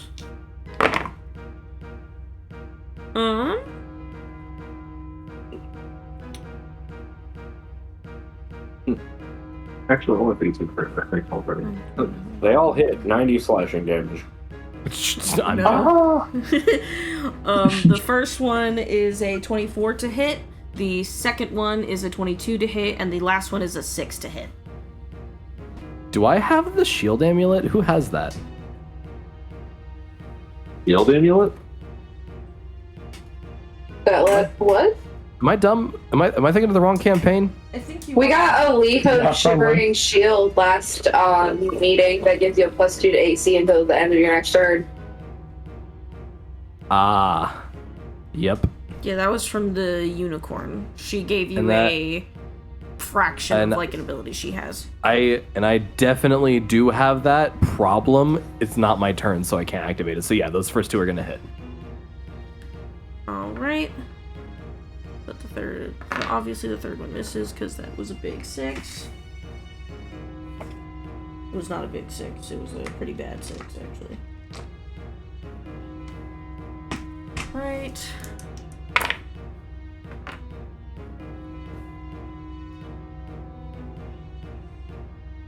Okay. So that is 8 slashing damage for the first attack. Mhm. And 10 slashing damage for the second attack. You said 10? 10, yes. Ian. All right. Gonna move my The empty. 8 HP is gone. Except And with that 10 slashing damage, Lysel swipes at the red cap and unfortunately misses with a natural 1 as they try very carefully to not accidentally hit Johnny. Well, on the upside, that means you didn't have to expend a soul. True. I mean, I don't need to expend a soul anyways. yeah, that's not a thing anymore. You only expend the soul if you want to deal the extra damage. True. Alright. What if I just want to hit him? Yeah, so that'll be it for that one. It is this one's turn. Needs to make a dex save. That is a 12, so this one is restrained. I'm gonna color the things differently for the ones that fail.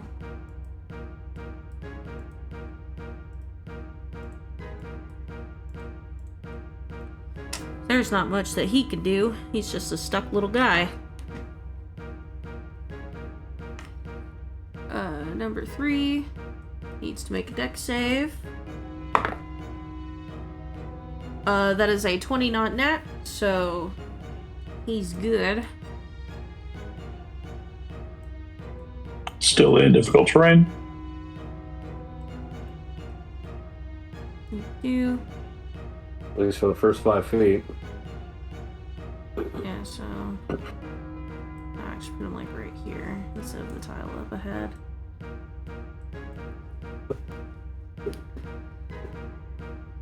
And then you know what? He's gonna stay right there for now. It is Lycophos's turn.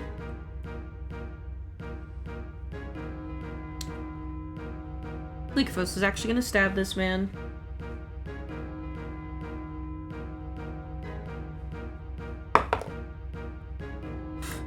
I don't know if that hits.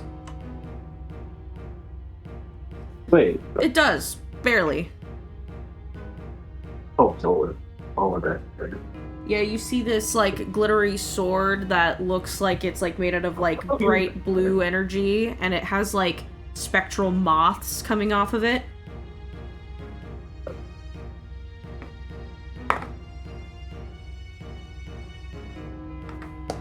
Okay.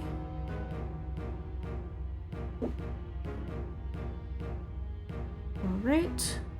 No damage is noted. And he's gonna stay there. Emiko, it is your turn. Actually, it would be my turn. Oh shit, right. I have the higher initiative. Well, initiative dexterity mod. Yeah, we do that, yeah. I just sometimes read how the app puts it. So you're good. Yeah, it's your turn. Alright, so Lysol's gonna look around at this very dangerous situation they could potentially be in, and they're going to reach up with their left hand and touch the dolphin necklace, which causes a blue glow to emit from all of their eyes as they cast haste. And they're going to move forward with seemingly a blue after effect of coloration behind them as they step up to here. We're going to make 2 attacks, one with my action, one with my bonus action, because haste only lets you make 1 attack. Does a 14 hit? Yes. Okay, so both my attacks will hit for a total of 27 points of damage. Alright, and that's against that one.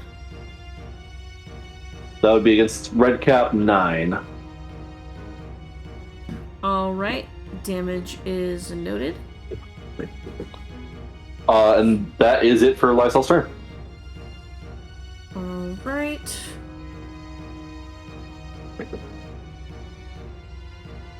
Now, Emiko, it is your turn. Okay, my first attack, I'm gonna attack the one that was just attacking Jelwood. Because I'm on his shoulders. So my first attack is gonna miss with a 10. And then my second is 17 gonna hit. Yeah, their AC is 13 if it makes your life easier, because you make a lot of Oh, okay, thank you. And then I'm going to try to stunning strike this one. Oh shit. So I'm going to do I have to separate any damage? No, you do not. Okay, so 16 damage, and then I need him to make a Constitution saving throw, DC 15.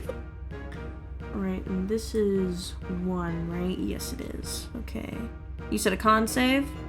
Yeah. Alright.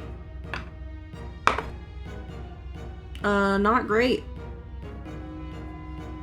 That is a, 10. Okay, so they're stunned until the end of my next turn.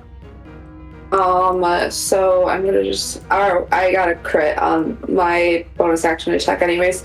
So, natural 20 for my bonus action attack, and then it's 18, 22, 30 damage. Yeah, and just like that, this one is deaded. Yeah, it goes, ha, rah, rah, blah, and just dies. And that's it for my turn. Alright. It means it is this one's turn. Did Jay have a turn? Yeah, at the bottom of initiative. Yeah. Yeah, we're not on top of initiative just yet. I could have sworn this one already went. I guess wrong. Yeah, this one didn't. This one has, and then the one that started over here did, which I think was this one. And then one came right here. This one hasn't gone yet. And then this one's going to make 3 attacks against Lysel, maybe.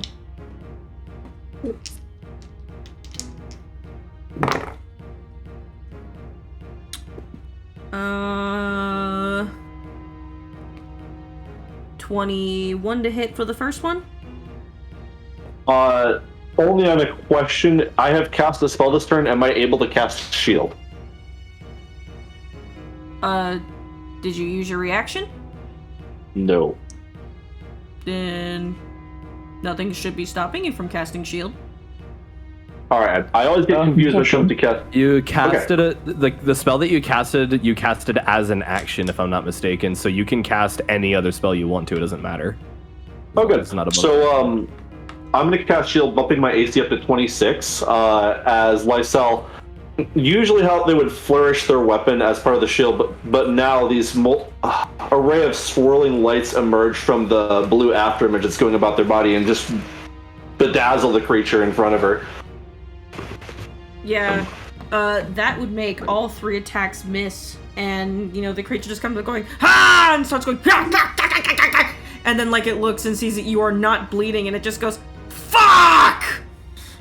Yeah, all these different kinds of colors of lights are, like, streaming off of Lysel right now.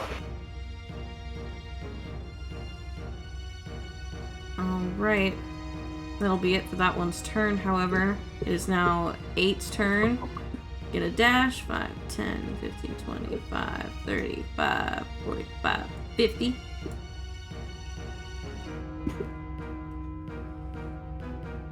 That'll be it for that one, though.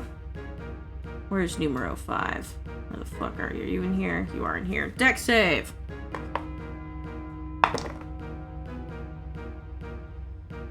That is a 17 for the save That against will one. succeed. Alright. So, Save is a 16. 10, 5. Action to dash. Doesn't have an action to use an action. Or wait, no. Oh. He wasn't restrained, was he? No, he wasn't. This Okay, one wasn't. never mind. I'm a liar.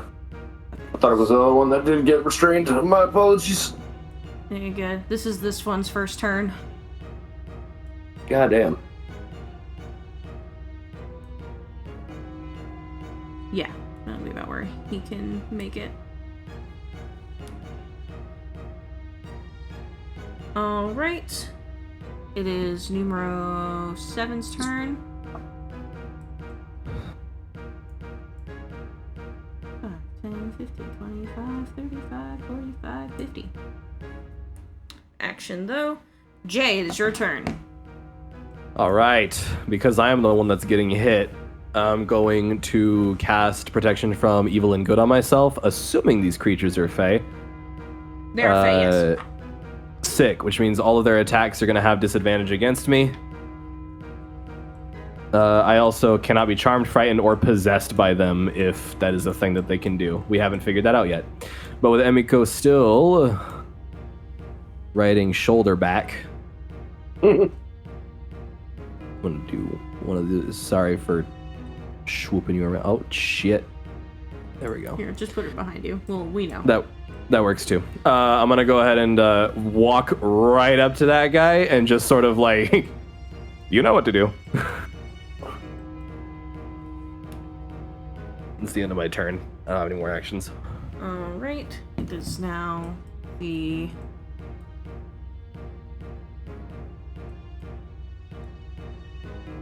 Hi! How are you, Xander? Are you good? Yeah, This red cap thinks you're pretty. 3 attacks. healing is not mutual. That's totally fair, but do you like his boots? Look at his boots. Look at his little boots. His boots suck. Oh, 3 attacks. You wound him mentally. Mentally. Alright. I have a 21, a 20, and a 24. All hit.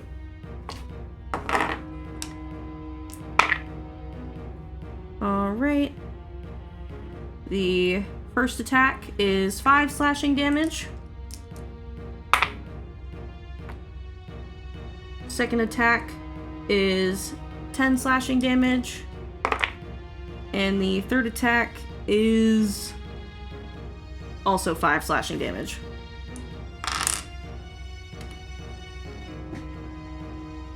Got it. That is the end of that one's turn. Johnny, it is your turn. I'll zoom out a little bit.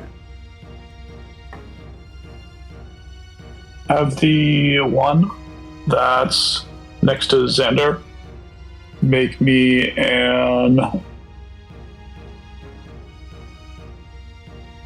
wisdom saving throw.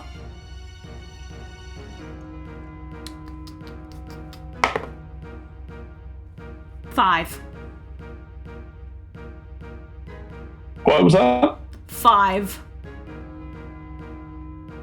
Yeah. Big So 5. Johnny claps his hands, and as this thing looks up at Xander, it sees that his mouth has become a great slide, and down it, Xander pulls out his brain and rolls it down the slide like a great boulder. And this brain boulder begins rolling after him. And as he awakens, frightened, he's going to begin running away. He takes 7 damage from Dissonant Whispers. Alright. And he must immediately use his reaction to move as far as his speed allows away from me. action. Bonus action. Have the most damage looking at Redcap. Make me strength saving throw, DC 13.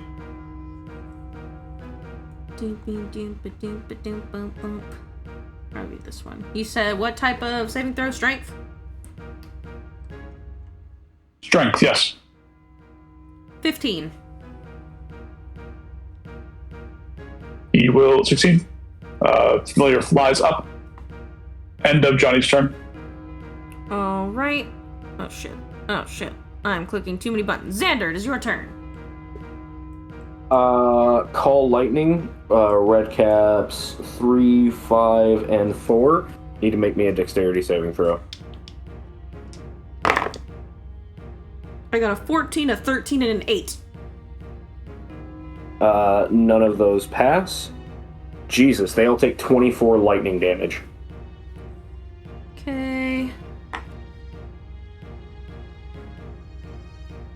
4, 5, and 3.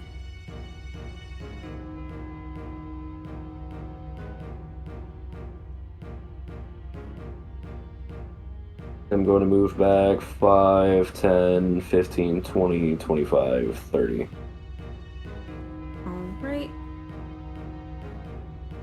Damage is noted for those losers. Anything else for your turn? Nope. Alright. And is it an action to try to break free from web? Yes.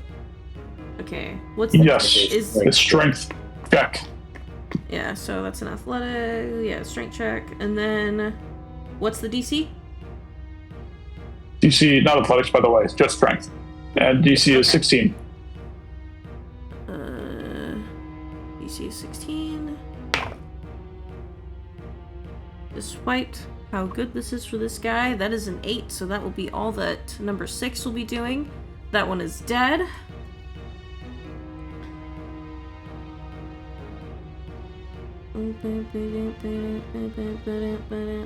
Oh, I mixed up 2 dudes.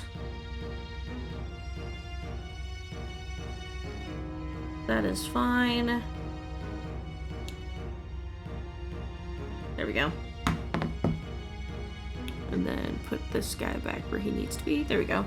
Accidentally marked 9 as the dead one and not 1, so I was like, where's 1 at? But 1's the one that died. Oops.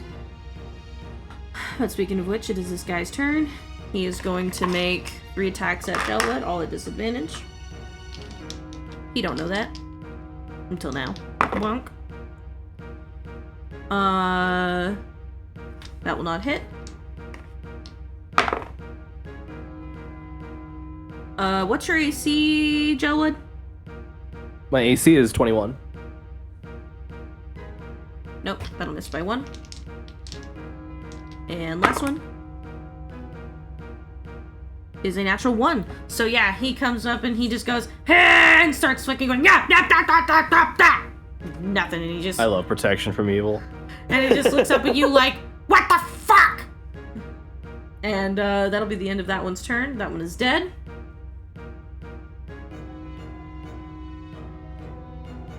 This one needs to try to use his action to get out of web. But that is a 12, so he's just sitting back there cussing and spitting and thrashing in the web the way it ought to be. That makes it 3's turn. This one is going to make 3 attacks against Lycophos.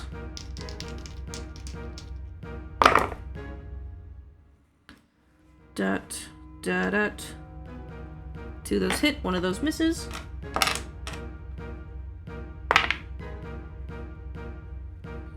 Okay. Hey, fucking don't time out, bitch. Yeah, what they said. My phone timed out, and I was like, motherfucker, I need that. There we go.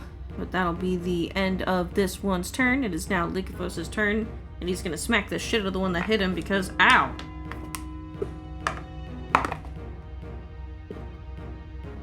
It's Where the fuck did my die go? There it is.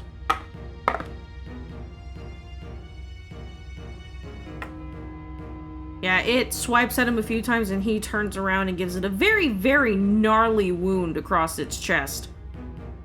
And it is very badly hurt now, after all that's happened to it. But that'll be the end of Lycophos's turn. Lysel, it is your turn. Target-rich environment. Alright, so the glowing around Lysel stops, and they kind of pause for a moment before whipping their stop going up, please. Whipping their bullhook all around them in a flurry of blows yet again. Now with multi-actions, so that's great. So the first hit is going to be on this one right here. Alright. For 20 damage. Alright, let me go find that one.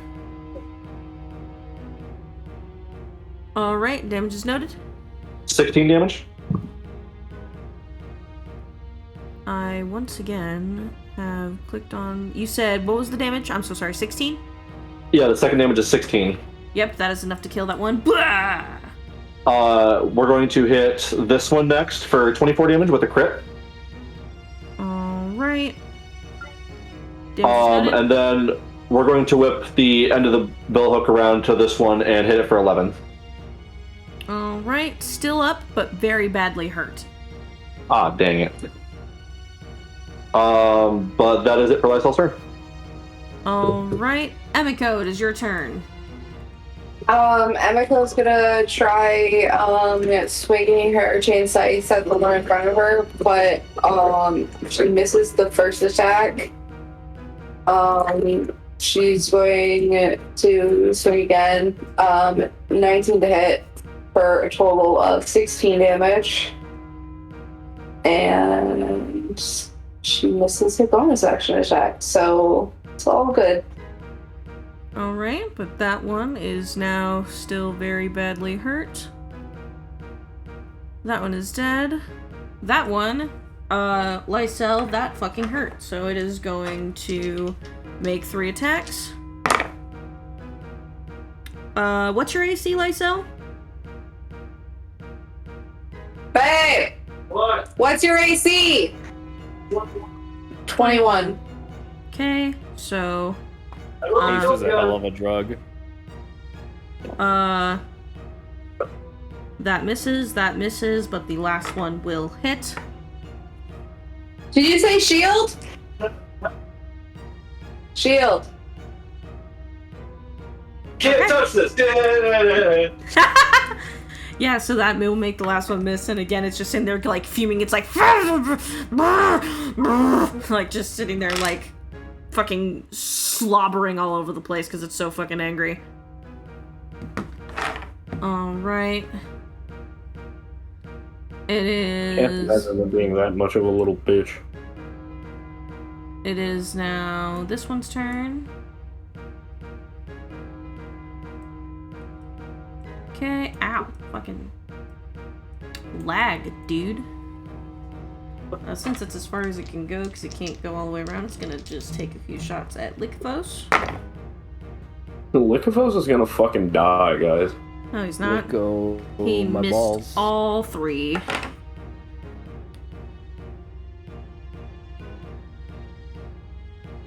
But nah, he's fine. Yeah, and that'll be the end of that one's turn. It is now this next one's turn.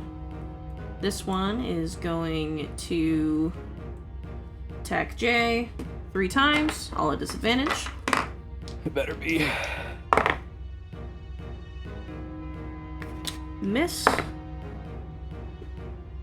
Miss. The Knight and the Squire being the tankiest tanks that ever tanked. Thank God, by the way. Jesus.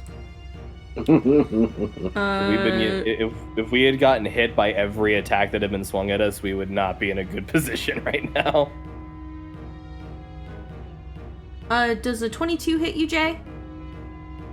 Unfortunately, yes, because I forgot to fucking use my bonus action to give myself the AC. Yeah. Hey, that prevented a natural 20, though. Hey, it's good enough. I'm always so bad at reading this specific D4.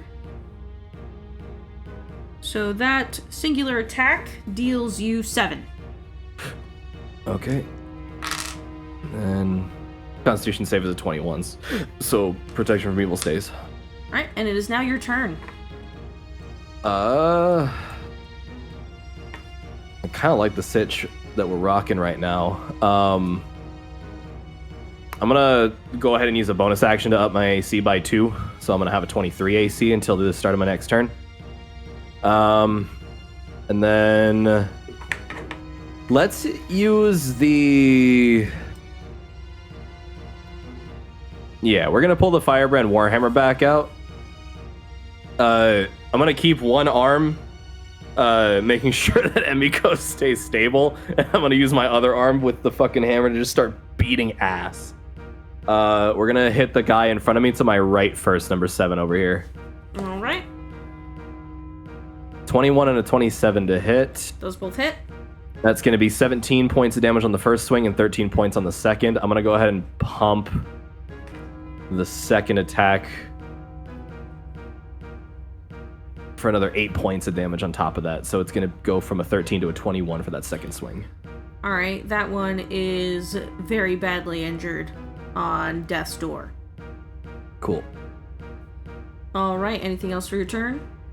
Nope, we're just gonna hope that Emiko's fucking Kusarigama is gonna fuck shit up. They're all softened up for you, just sweep them like a fucking... It is the... I don't know. 4th, aka the last one's turn. 3 attacks against Lysel.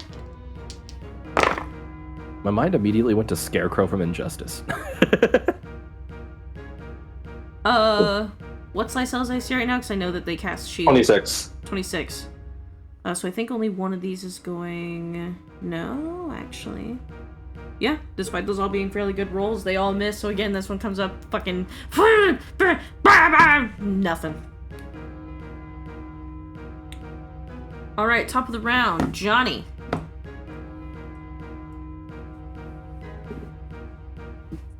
Johnny is going to cast Mind Sliver on the most injured looking one. Have that one make me an intelligence saving throw. Alright.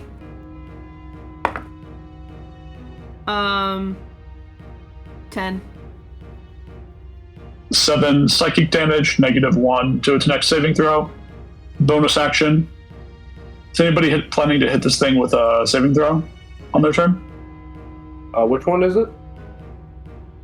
If... Cheddar? I am not going to be That's- doing any savings.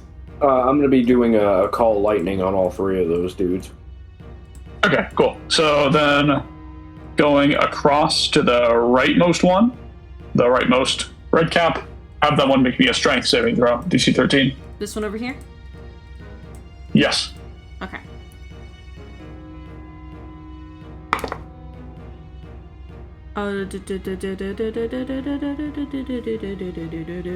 That's a natural 1.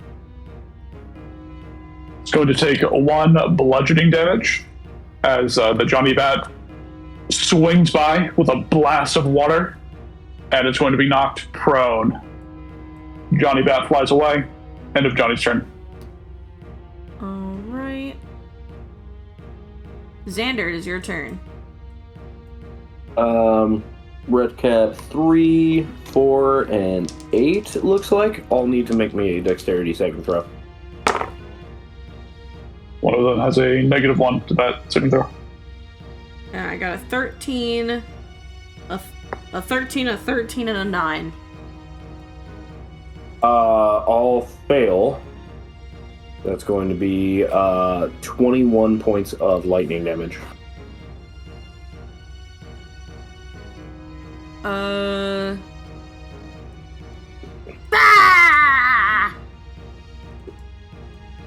That kills all 3 of them. End of turn. Alright. It is now this one's turn again. Gonna try a break free. Got a 10. I think that's what he got last time. Alright.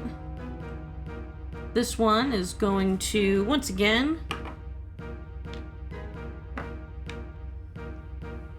motherfucker. I just dropped a die.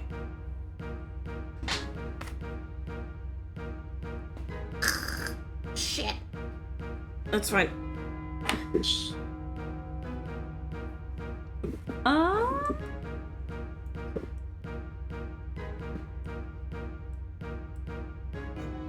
I believe this would get an attack of opportunity, potentially, from both Jay and Emiko, maybe, if it steps right here. No. No. Okay. That doesn't leave my range. Oh, true.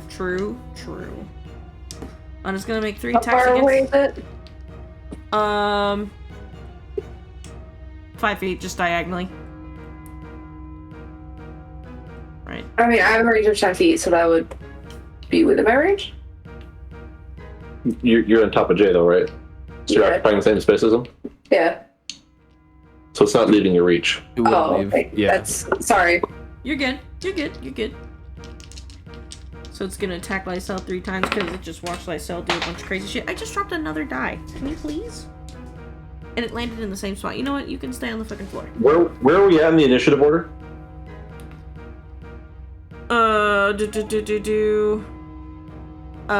4 turns into the 3rd round. Like, what initiative is it like right now? Whose initiative is like in terms of a number? I'm trying to remember if I cast shield this round or not. You have not cast shield this round. It's a new round from the last time you cast it. Okay. I don't believe your reaction is refreshed, though. It would have. Yeah, it refreshes at the start of the round. That's how I always have ruled it. Jesus. Is that round? I'm pretty sure. So basically, if I don't have my reaction, that means I have shield up. Well, shield lasts until your next turn, so you still have it because you haven't went yet. Yeah, that's what I was asking. I was trying to figure out if I've gone yet this you had a turn. reaction. No, you have not gone yet this turn. Okay, so I still have my shield. Good. Yes. Which means I think for these red caps that the only thing that'll hit you is a natural 20. Which all but the last attack miss, and the last one is a natural 20 unless anyone has anything to say about it. Sometimes y'all do crazy shit. Going once, going twice. Huh? Say the words, Joni.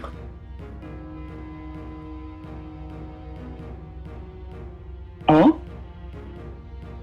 Lysel's getting hit with a crit. Okay. Damn, cold blooded. Okay. I mean, fair. Oh, that's gonna hurt. He said, no thanks. I don't want to. Alright. I don't want to sit my last one. Alright, so that'll be 16 points of slashing damage. 16 points of damage is noted, rolling for concentration, and we get a plus 4 to these? Yes, plus 4 to these. It's 18, so I will succeed. We are still hasty. You want to soul siphon that bitch? I do not have a reaction. Because of shield. Fair. Alright. This motherfucker back here. Bam! Oh shit! He got a 20, not that. He's free! So he can only move like right here. Right here. Yep. But he's free! Alright. It is Lycophos's turn. Gonna smack the shit out of Red Cap 5.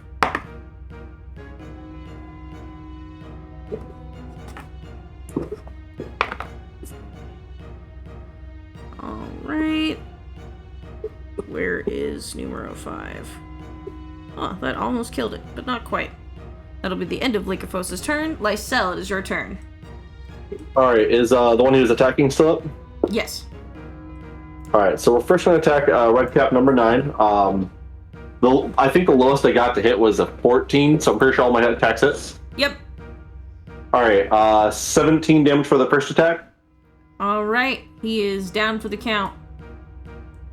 Takes a pivot. We're going to hit this one for 18 points of damage.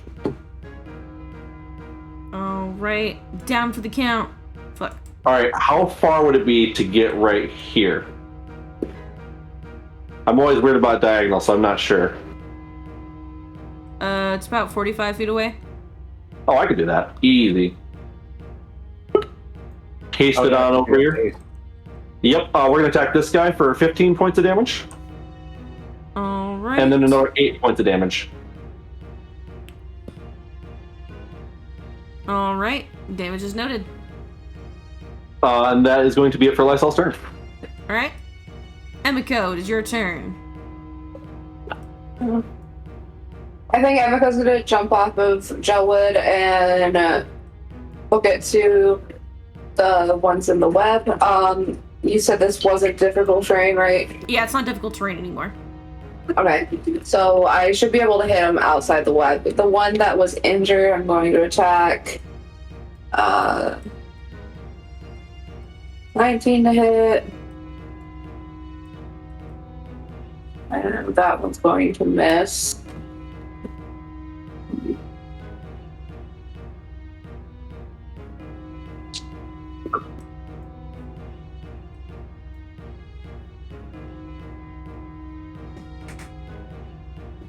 It's going to take 17 damage.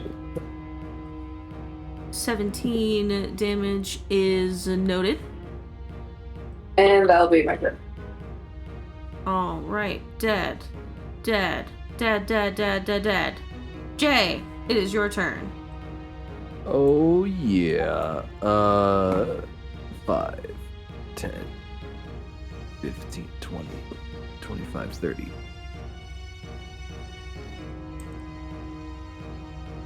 Alright, I'm gonna throw a fucking javelin at that guy.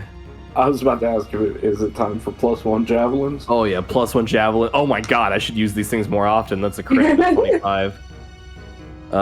16 plus 10 damage on 2 attacks total. It's a red cap number 10 right here. Alright, do you know what the damage for your first attack is? 16. Yeah, so he's dead on your first attack, so if you want to hit the second one. Yeah, so 10 points of damage to the second guy then. Alright.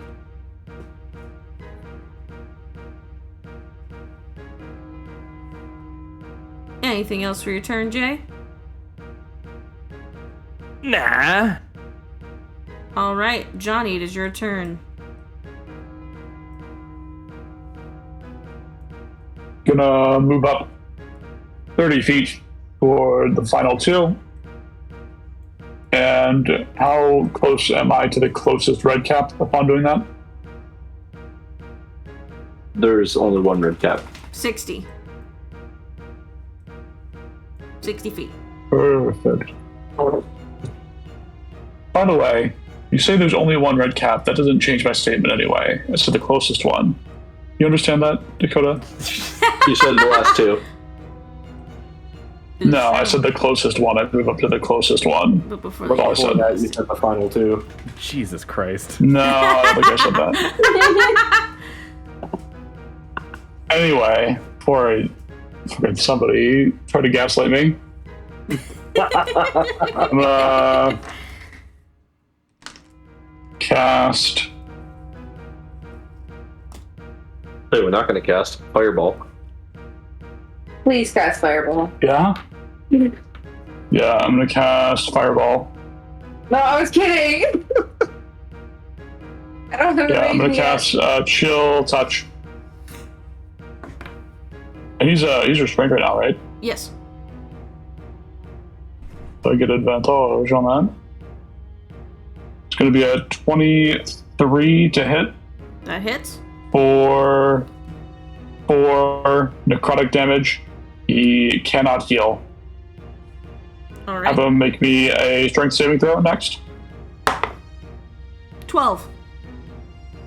12, that fails by 1. He is going to take 1 bludgeoning damage, and he falls prone. I hate you. Not very nice. And Johnny ends his turn. Xander, it is your turn. I'm gonna cast Eldritch Just because Blast you said targeting that? that one. I'm gonna make those attacks a disadvantage. I mean, he's restrained, so it's a flat roll. What I said. Alright, first Eldritch Blast is an 18 to hit. That hits. Second Eldritch Blast is a natural 20. That's good. 7, 8, 9, 10, 11, 12, 13, 14, 15, 16, 17, 18, 19, 20, 21, 27, 29, launching him 25 feet up in the air. 33 points of damage. Yeah, and as he plummets to the ground, he is, his limp, dead body mangling itself in the web. He is deceased. We are out of initiative. Nice. Take a short rest.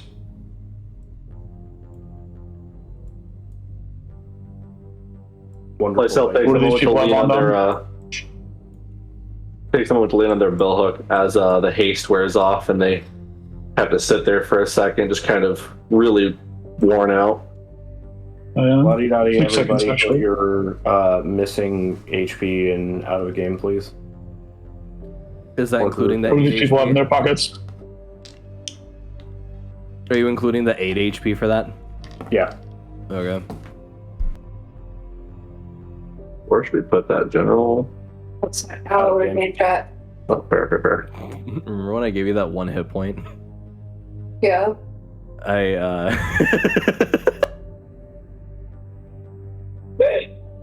Do you want to take it back? No, I can't. I already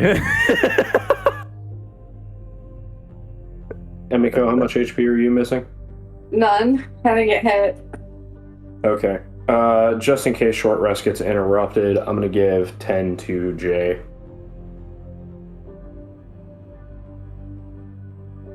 $13 berries left. And then, yeah, short rest time. I'm gonna go in my genie vessel for Yeah. the short rest. I loot them. I go through their pockets. I loot them. I'm going to loot the red caps. Yes, I will in chat. Just calm Search down. the red caps. I am going to hold X on the red caps' bodies. Yeah, I'm going to look into the red caps' pockets. Can you make me I'm an going to- investigation check, homie slice? There you go. It's just like a computer. If it doesn't work the first time, just keep clicking. No, that usually No. makes it not respond, and then the screen turns all white, and then it crashes. What I said. Got a 13 investigation. Okay, give me just... That's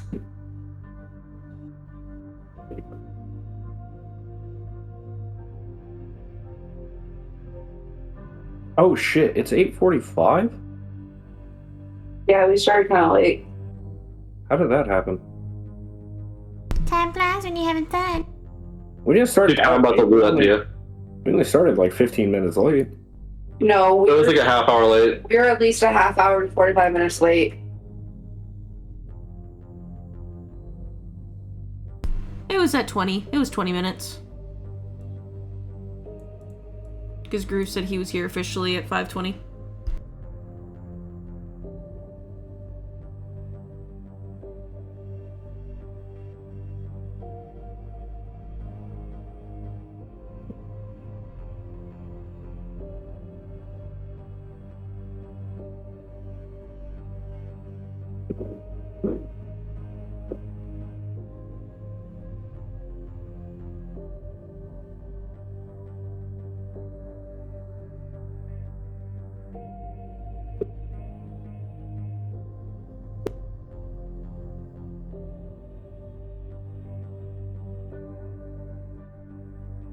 Okay, so depending on the specific stuff, if you actually want it, they have 10 of their little sickles, 10 of their silly hats if any of you want one for whatever reason.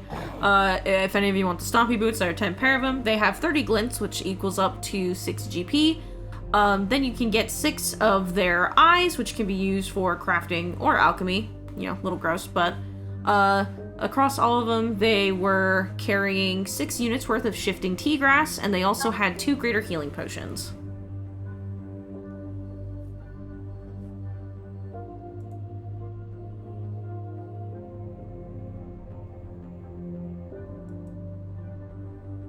Hell yeah. Johnny's going to. I was So- let's just like to say, for the purpose of our audience, 10 pairs of stompy boots for small dudes. I'm just going to sew their eyes into the dream catcher. Just 6 red cap eyes, parentheses, can be used for crafting or alchemy. Kind of gross, though. Kind of. Not kind of. Not kind of. Kinda. Kind of. But yeah. Do we get to take a short rest, Dungeon Master? Yes.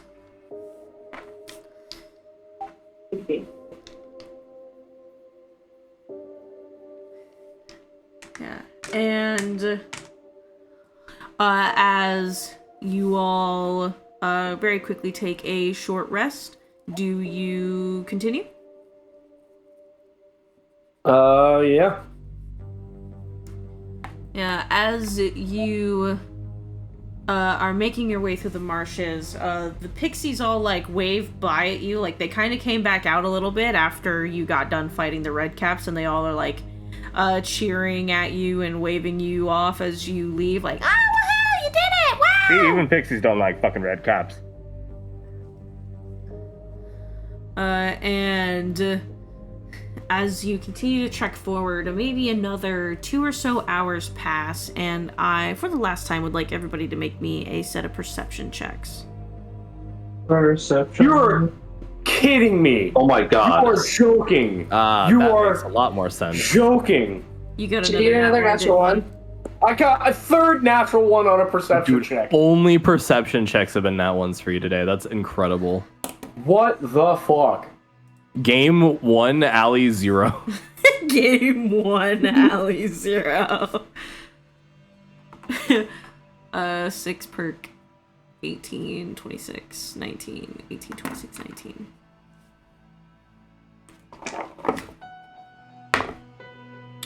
Alright.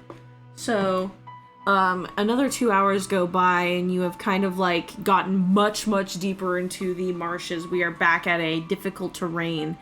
And Johnny, Lysel, and Emiko, you start to hear sounds of like stomping, like thud, thud, thud, thud, thud, thud. And then but a very, very sweet smell kind of permeates through the area. It kind of smells like apple pie. And like cinnamon rolls, you know, something pastry, something yummy.